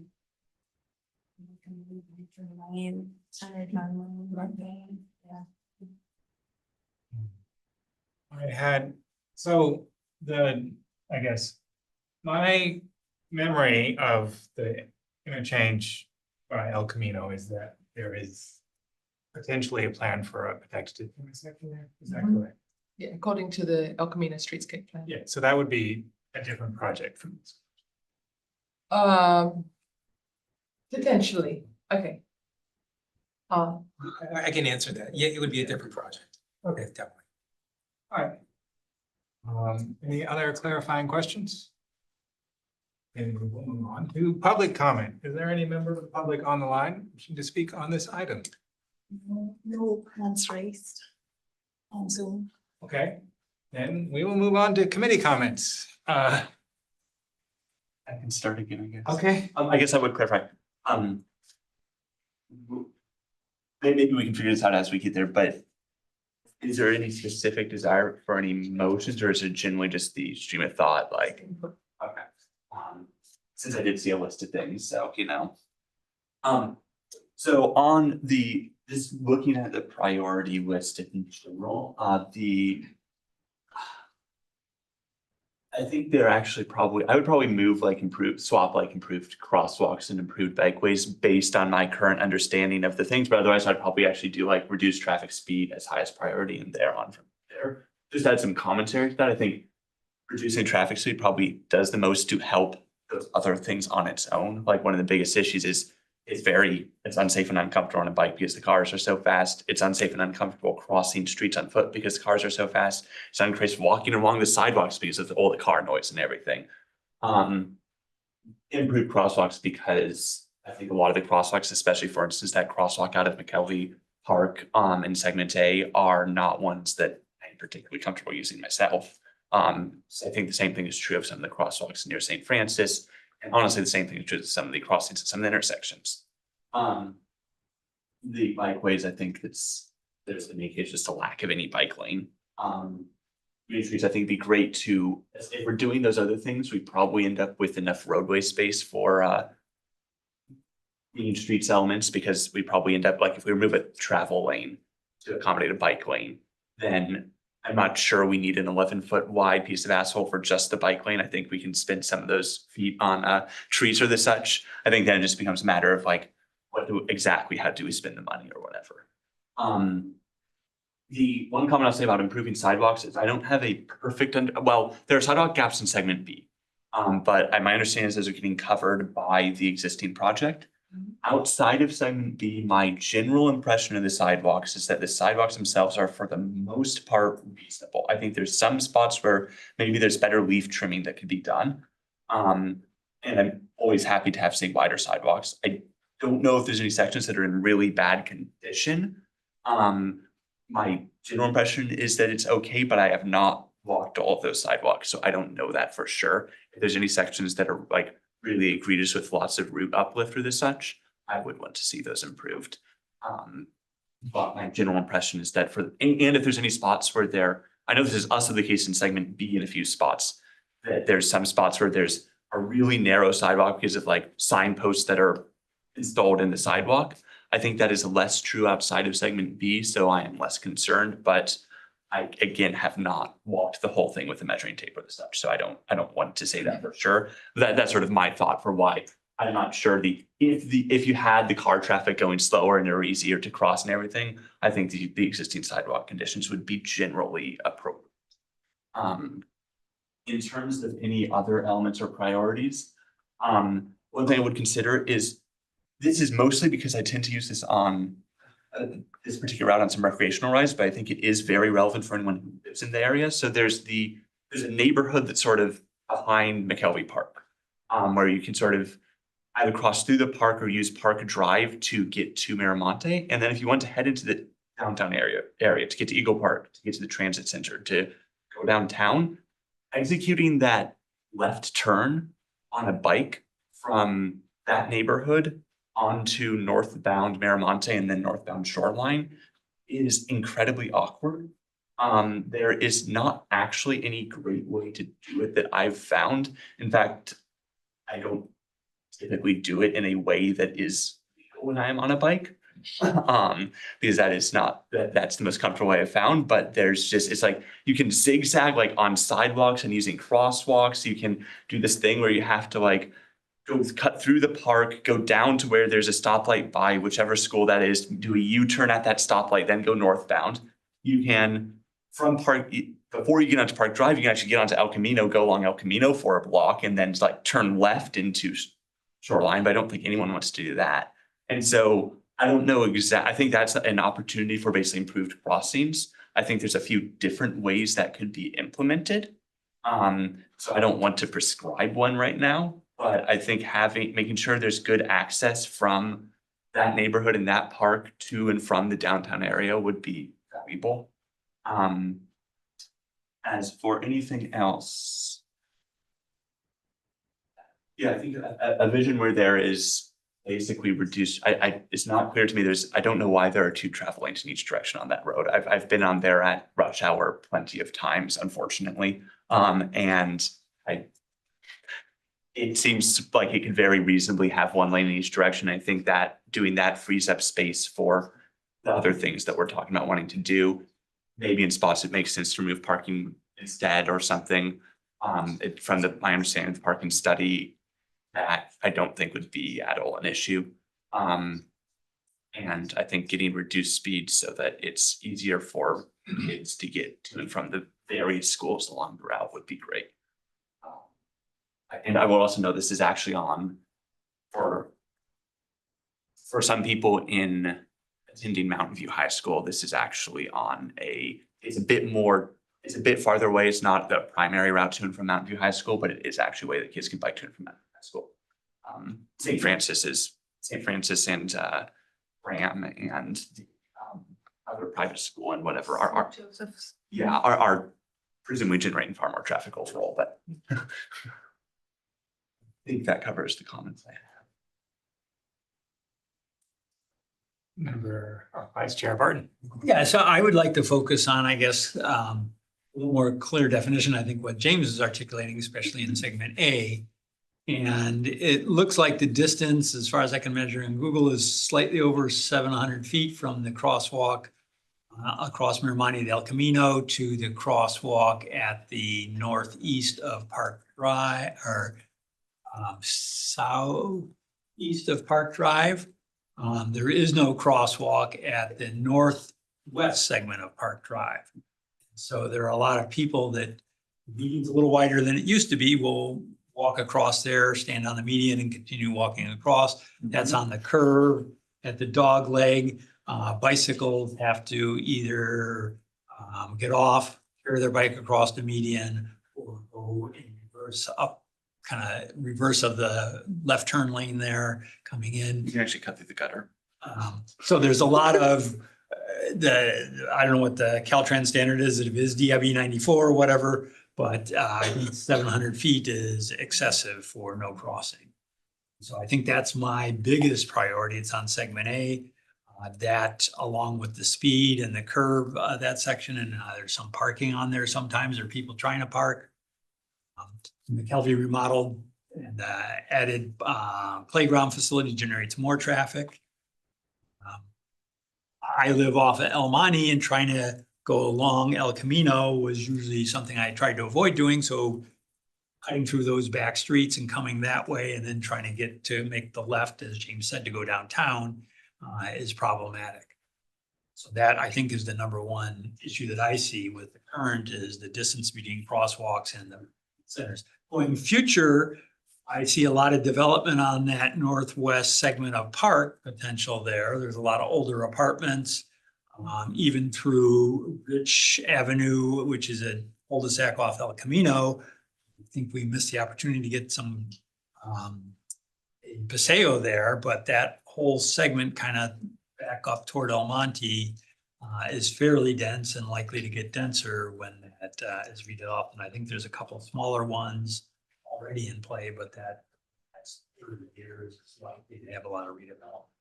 And then plus anybody coming a little farther up this will use the streets, but then still has to get across El Camino or Miramonte to go down toward downtown, or trying to get to Graham or St. Francis back there, accessing those. So that's my number one criteria, is that distance between those crosswalks is far too far. There is a trail through the, I guess it's the south side of McKelvey, but it dead ends onto Miramonte, and there's a median in the center, so you can't make a left there either. So I think as far as the priorities go, I think the top three go significantly hand in hand, and taking care of those kind of gives you more room for better sidewalks and green homes. My comments, I'm really happy to hear segment A is most likely to happen first. It is kind of the worst, being near businesses, being near El Camino. So really excited about that. My general comment, I heard something about like trying to improve the general sidewalks. I did the bike ride. Thank you so much. So informative. Loved it. But one of the things I had seen on that was at the Shell station, their curb cut, which goes across the sidewalk, has been severely damaged and patched and damaged and patched. And it's really a very dangerous tripping hazard. It's difficult to walk on. We biked over it. Easy to get caught in those ruts. I did file an Ask Mountain View ticket and was told that's a private business and it's up to them to fix. But tale as old as time, what can we do as a city to encourage people like that business owner to not have a dangerous piece of sidewalk? There may be some pressure points the city can put on in general, not targeting any specific business, but that doesn't help the community to say, hey, this is really dangerous and my bike got stuck in the ruts when I was crossing into here, to go, not our problem. So take that for what it's worth. Like others had said, where we can remove parking to have daylighting, it is, I bike that segment a lot and walk it some. And the long blocks, I have that same problem finishing my bike ride, trying to avoid El Camino, cut through behind McKelvey Park, and then suddenly you have to, on your bike, you have to go right and then make a U-turn, or there's this weird crosswalk in the middle. Thinking about those flows, anything is better. Definitely supportive of anything to reduce the speed, which I think is going to be a lane diet. Daylighting where you can get some red curves would be awesome. Any of those things that you can do short term would be amazing. And I wrote parking at the something and I cannot read the rest of it, so I will leave that. In general, the median, it can be a safe harbor for pedestrians crossing. But it also can be a weird impediment for cyclists and pedestrians as well. It is a weird median, the little brick thing. I'm never really a huge fan of removing trees, but like if there's a redesign where we could put trees near the sidewalk instead of in the median, that would be okay. So I guess I love the greening of streets. It makes it much more delightful, but improving the sidewalks really there, reducing speed. I think even if you don't improve the bikeways by reducing speed, improving the crosswalks and sidewalks, that will make it more pleasant to bike on. So thank you.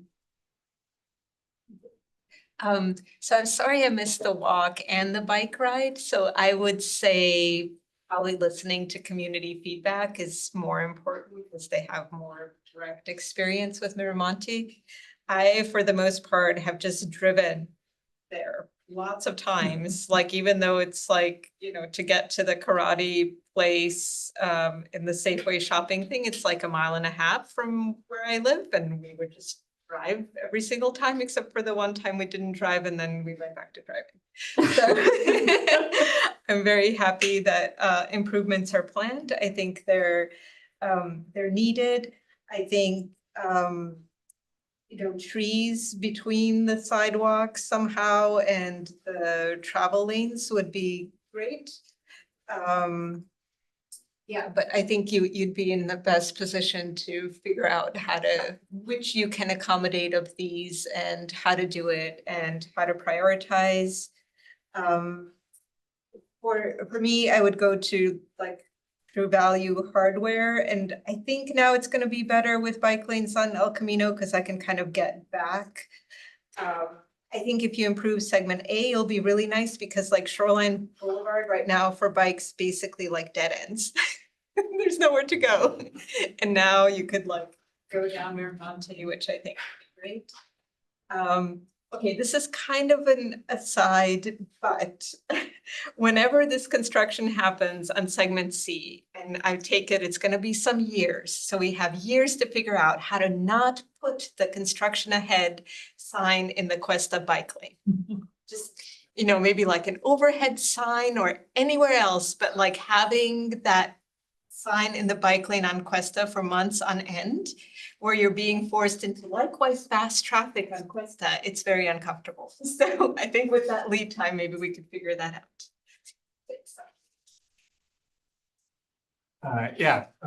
Segment A and segment C are different. I guess the main difference is the median, but there's also a bit of a difference in the kind of development that's nearby.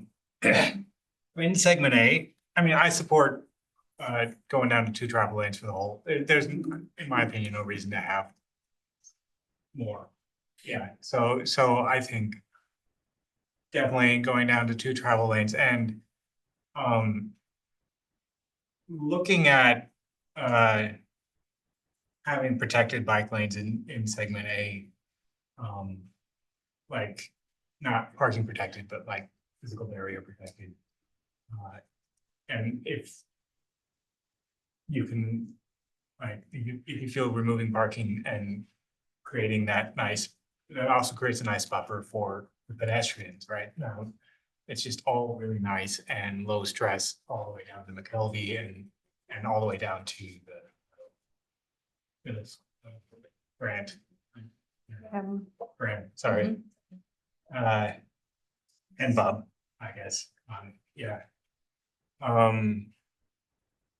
But yeah, I think others have mentioned this, but I want to say explicitly, a nice grassy median is great, but it's better to have detached sidewalks with your green elements there. Yeah, you think about who's the greening for. Pedestrians are going to experience it a lot more intimately than when we're driving, but I do like protecting people crossing this street, right? We're talking about improved crosswalks, having bulb outs and having refuge islands wherever it's feasible and making them as big as possible, especially if you're keeping the parking.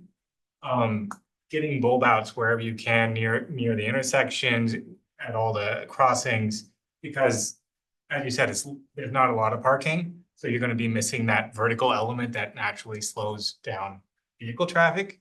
So creating a permanent, bulb out or something that acts as that vertical element when the cars aren't there. Desirable if we decide to keep the parking. Which we probably will, at least in segment C. Let me see, I have other notes. Oh, I would say not just improving crosswalks, but new/improved crosswalks. Yes. As well as the Yes. bikeways. I think we mentioned Park Drive already. I also want to point out that between, I was just looking at this. Marilyn and Sonia, I don't think there's any crosswalk, and that's pretty long with some relatively high density housing along there. Yeah, there's a few places just look at where we can put in some more pedestrian crossings and this those streets as possible. And I think when we get down to segment C, if we're doing a road diet there's a lot of space. I think there's a lot of opportunities. There's a lot of ways we could make it really, really nice. If we and also even I had this idea of near the creek, we can put all the green stuff on creek side, and then further down, we can put it on the other side. So we have kind of a little curve in the road that will also naturally slow down drivers. That's all I had. Oh, go ahead. Jim. Sorry, I want to reiterate if we have space to add greenery, I'd much rather add it where shade sidewalks and bike lanes to make that experience more pleasant than adding it in the median. Oh, yes, and also having a detached sidewalk helps with the curb ramp. So now you don't have the ramps going down in the sidewalk, but in a little median space. It's more pleasant for pedestrians. And member Fenwick's note about the driveways into the Shell parking lot reminded me that I actually have to bike into that parking lot a decent amount. And yes, those are very irritating. I didn't comment as much because I don't know how much it impacts the pedestrian experience. So if those are, either way, they're probably something that could do with the redo at least. So there may, in my comments earlier, just it'd be good to go over those sidewalks and see if there's any targeted sections where there's a need for that.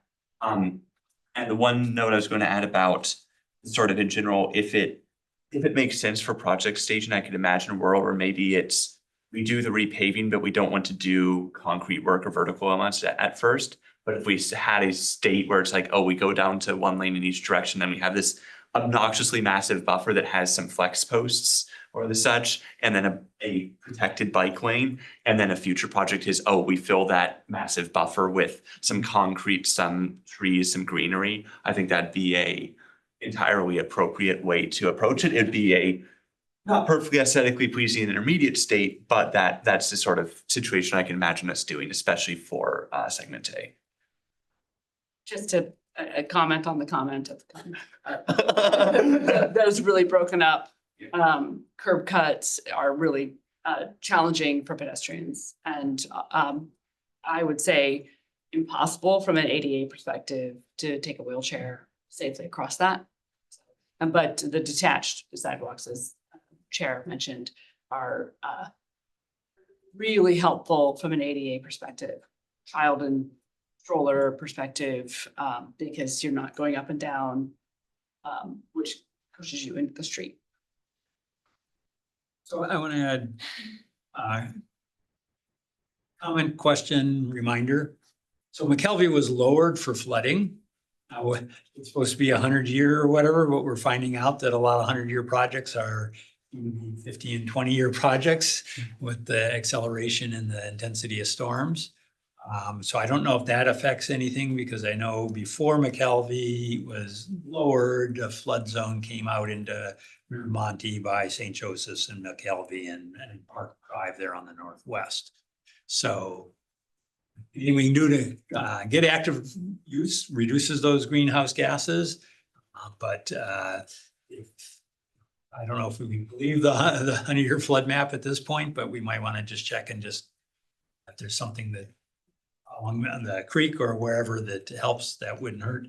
And then the comment of using El Camino as an alternative, I think that works, except I think there's sharrows to some extent through Miramonte shoreline. There's no actual bike lane through there. So at least that segment, people are still gonna have to want to sneak around through park. And the other segments, El Camino will be acceptable, at least for some trips, but I think that one is with the double left turn lanes is still no bike lane and sharrow last time I saw. So making park and crosswalks along it to get to and from downtown even more important.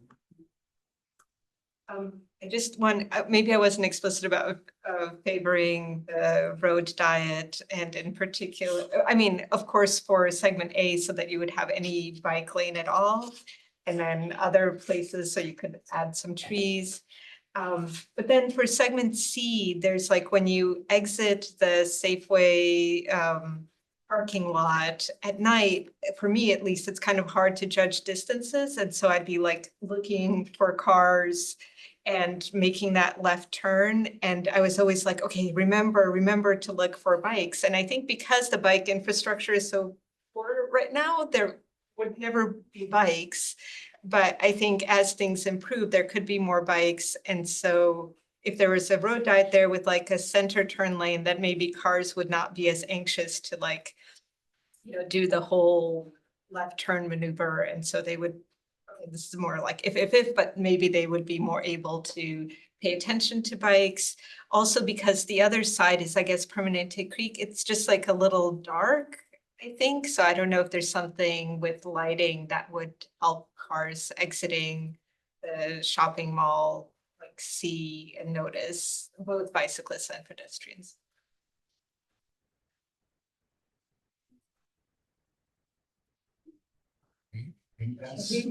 All are. That answered the questions, I assume. Yes. Good question for staff. Did we open it up to public comment? Yes. I Yes. must have missed it. Yeah. Public comment. Yeah, so we get to move on to item 6.3, the Santa Clara Valley Transportation Agency Bicycle and Pedestrian Okay, I don't have my Advisory laptop. Committee update. Okay, there's a presentation by Lamb, who is the deputy director. Yes, and I learned something, which is that, well, so the county, it takes care of like small rural roads all the way up to expressways. And what I learned was that somehow the freeway system in the Bay Area is undersized for our population. I thought it was huge, but I guess it's undersized. And the way it's compensated for is through the expressway system, and that like helps with car traffic. However, the county is now updating its active transportation plan, and up to like last Sunday or Monday, you could comment on the draft plan, which primarily for the expressways proposes class 1 bike paths along each of them. And the committee had some concerns because they're shared use paths and you have like pretty fast e-bikes and slower pedestrians and kids on little bikes. And so it's unclear, you know, how those will be accommodated. And at the same time, the shoulder, which was kind of not designated as bike lanes, but could be used as by bikes. That is not really discussed much in the plan, so it's kind of unclear what the plans were for that. But overall, people were, you know, excited about having class 1 paths. In fact, there was like an MTC checklist for, I think, San Tomas Expressway, which would implement such a class 1 path alongside it. And one concern there was like with the class 1 path, you have two-way bike ped traffic, and how will cars be aware of how will they get used to it. So those were some of the comments. And then there was the long-running project on equitable VMT, vehicles mile traveled, which is for new developments. How can they offset the anticipated increase in traffic? And so on the bike or actually on the bike end of things, the proposal was to have e-bike vouchers based on income, because it's been shown that that is more cost efficient per dollar put in than actually building infrastructure. Gets kind of more people to bike. And then in the long term, there might be like a VMT bank where developers could put money into that, and then that could be used for bigger projects like infrastructure. I think that was it. All right, great. Cool. Are there any clarifying questions? Is there any public comment on the BTA BPAC updates? I don't see any hands raised here. Okay, are there any committee comments on the BTA BPAC updates? Thank you for the update as always. Yeah, and Karen is actually on the BTA BPAC now too, so I'm going to correct. Double trouble. I corroborate what you just said.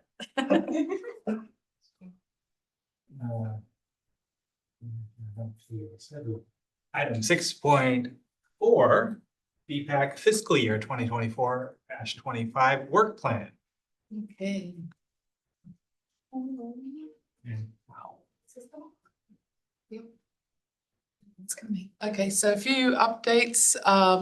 The things that you saw today essentially. So Miramonte is coming today under the review of comprehensive plans. If you can go down to the next page. Next page. So a couple of events that happened in the last month or so. We had another bike ride on November 16th. Today you didn't actually get the safe. We got the safe routes to school, but it will come back again. And then I think on this fiscal year's work items, we added the Miramonte piece. So if we can go to the TAL. A couple of updates to the TAL. We'll be bringing the TDM ordinance in January. The Moffat Precise Plan in February is the plan, and then a couple of additional projects, Middlefield, Complete Streets and Castro in March, and then Stevens Creek Trail Extension, hoping to bring that in April. Thank you. Are there any clarifying questions? I have, so the TDM ordinance, this is the same one that went to council previously? Yes, we went to council as asking for the values of vision. So Okay. we'll be bringing the framework. Okay. So We also got the values and vision like before. Yes. Okay. Any public comment on the tentative agenda list and work plan? I see no hands raised on Zoom. Okay, committee comments? Then we get to move to item 7.1, staff comments. Okay, I can present this one as well.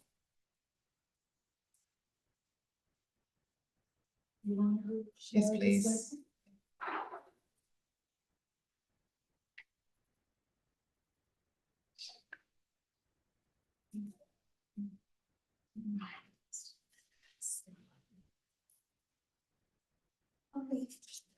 Okay, so some of the things, recent events, there was a stakeholder workshop for the biodiversity strategy. And as we've mentioned previously, the biodiversity strategy is linked with our active transportation plan. They're not quite on the same track, but we're trying to keep them linked as we go through. The community meeting for San Antonio Ringstorf, which was discussed previously, there was a bike ride on November 16th, same day that we also did a neighborhood walk for Miramonte. And then the community meeting for Miramonte on the 3rd of December. And On Monday, we had the tree lighting event, so we did some outreach at that with a focus on safe routes to school. There were 8,000 people apparently at the event. Crazy. Upcoming events. So on December 14th, there is a holiday lights ride leaving Mountain View Transit Centre at 5:15 and going to, I think it's going to Fulton, the Christmas Tree Lane, Palo Alto. December 17th, there will be the appointment of committee members. So you can see this has already been posted online, the new committee members for all of the advisory bodies. And then we have a holiday closure on the 24th to the 1st. And hello from our new Public Works Director, Jennifer Ng. Did you want to say anything?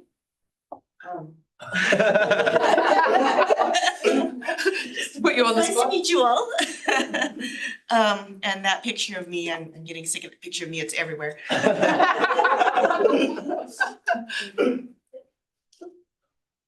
Welcome. Thank you. Yes. And one more is thank you very much to Valerie Fenwick for being a BPAC member for 8 years. Thank you. We always appreciate your really thoughtful comments.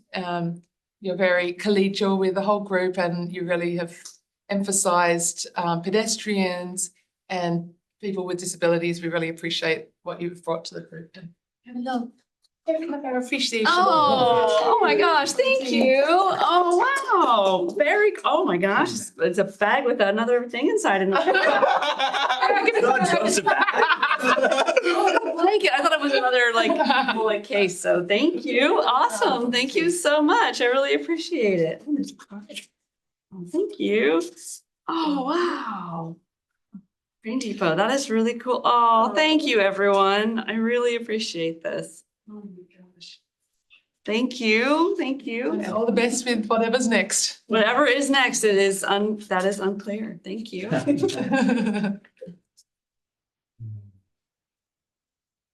Committee comments. Comments on staff comments? Questions. Do I have clarifying questions? I say I only have a clarifying question is, are we gonna start, and I think maybe this just has to do with scheduling, getting updates on the Ask MV tickets? Yes. Apologies, we don't have them today. But that will be, we'll bring some more. It'll return to you, regular programming. Yes. not for you. You'll have time to submit more. Yes. Maybe since we have the project tracker. What's the status? Do we have a? So I think the project tracker is our e-builder project management system, which is getting built right now. It's in the implementation phase. We have a Trimble as our vendor, and we are in the implementation phase where we're kind of ramping it up. So we don't have any current projects on there today. I think the first phase will be selecting a few projects, testing them, everyone gets trained, and then we'll have a slow ramp up to have reports that will provide updates on project status.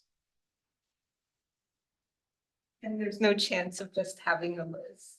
It has to be the system.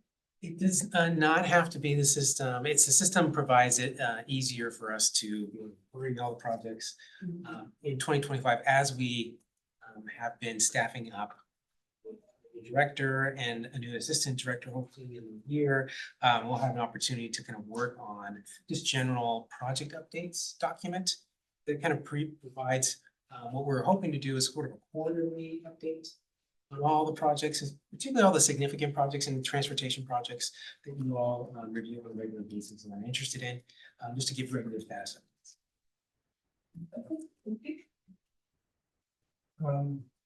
You mentioned the appointments are posted. Could you just tell us who's on the BPAC next year? Okay, so it's not finalized. Council has to vote on it, but who's the people who are on the list that I've read today? So we have 2 members who are recommended for reappointment. You're going for reappointment, right? Yes, that's my And- understanding. Yes, and Barton also, and then Serge Bont was recommended as the new member, so. But we'll find out on Those are the Tuesday. recommendations of the council subcommittee that does the interviews. Council still has to approve the subcommittees. So it's not official, but that's what was in the council report. Thanks. It's public comment time. Anybody want to comment on staff comments from public? I see no hands raised. on Zoom. Okay, and committee comments. 7.2. No, committee comments on staff comments, right? Yes, committee comments on item 7.1. We all say welcome to our new director of Public Works. That's our official feedback committee comment. Okay, let's move on to item 7.2, committee comments. Does any member of the committee want to make a comment? I have a couple of comments, and I did file an two actually Ask Mountain View tickets for the same problem, and it's not the first time I filed one, but at Wright Avenue in Polaris. Polaris Avenue has I forget what it's called, it's like a 45-mile-per-hour curve or something on a 25-mile-per-hour street going to a 25-mile-per-hour street. People do not see the stop sign. People on Polaris turning right or left, but usually right onto Wright Avenue. Polaris terminates into Wright Avenue, and they don't see the stop sign, probably due to where this beautiful elm tree and the stop sign is kind of behind it. I know there was going to be a short-term fix for putting in some completing the sidewalk also there at Polaris. And I know that was derailed a bit by a request for bike lanes. But if there's a quick fix so I put in two places, I put it in near miss. I know I've been told that's not technically a place I should cross because there's not a sidewalk on the other side, but myself and my neighbors and everybody else crosses there by the Flying Fish School, which is also, there's two children-related things right there as well, Flying Fish Swim School and Pacific Ballet, and lots of kids always running around there. People speed on Polaris. Anything you do. So I filed a near miss again. We are routinely nearly hit there in cars while walking and on bicycles when we're on Wright Avenue heading eastbound. Because cars just come out speeding. They don't care. And with all the kids and stuff there, anything the city can do. And I also just filed as a pedestrian request or whatever, street request. So 2 tickets. If anyone could, I know there's potentially some longer term work there, but anything can be done shorter term just to draw attention to that stop sign, maybe slow down traffic on Polaris because of all the kids and stuff there. Second thing is I am still hoping, and I will file maybe another probably like 6th or 7th Ask Mountain View, specifically for ADA access into a shoreline park at Terminus Boulevard where San Antonio Road terminates. That is Mountain View property. We have a disabled accessible restroom right on the other side and disabled accessible parking right there. And then there's about $250 worth of wooden fencing that makes you take these sharp right turns around a narrow bit of gravel path to go from parking lot into the park. Paved in the parking lot, paved in the park. Entrance is dirt and gravel, about $200 worth of wood. It's done there. It's done well. Fence posting and stuff is done well. It's been there for 25, 30 years. But why? And I will file tickets again. It usually gets back like, oh, it's Palo Alto. It's not, it is Mountain View.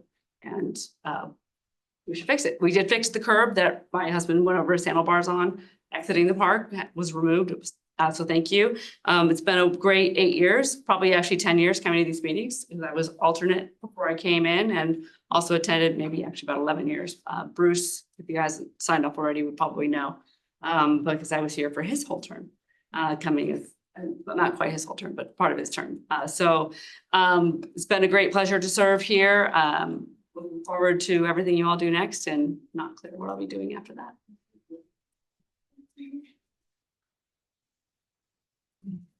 Following Bruce's footsteps. I'm definitely going to come in for the 7.1. I like the Ask Mountain View ticket updates, so that's why I was asking if they're coming back. with several community, organizations. Yes, any other comments? You all the public comment on the community comments? Committee comments? I don't see any hands raised. Any comments on the committee comments? I mean, I guess I could, like, I just want to say thank you, Valerie, for, I've learned a lot from seeing you in action on the committee. And I also really appreciate how you do speak up for pedestrians and for accessibility. And I hope we can carry some of that on, but if not, just call it. I'll be on Zoom. Yeah. Well, thank you, everyone. Yes. I appreciate you taking the time to meet with me right before I started and show me the ropes. Very appreciated. Right, next, set date and time for next meeting, Wednesday. Our next meeting will be Wednesday, January 29th, 2025 at 6:30 p.m. And with that, we move on to adjournment. Meeting adjourned. Meeting adjourned, thank you. I am taking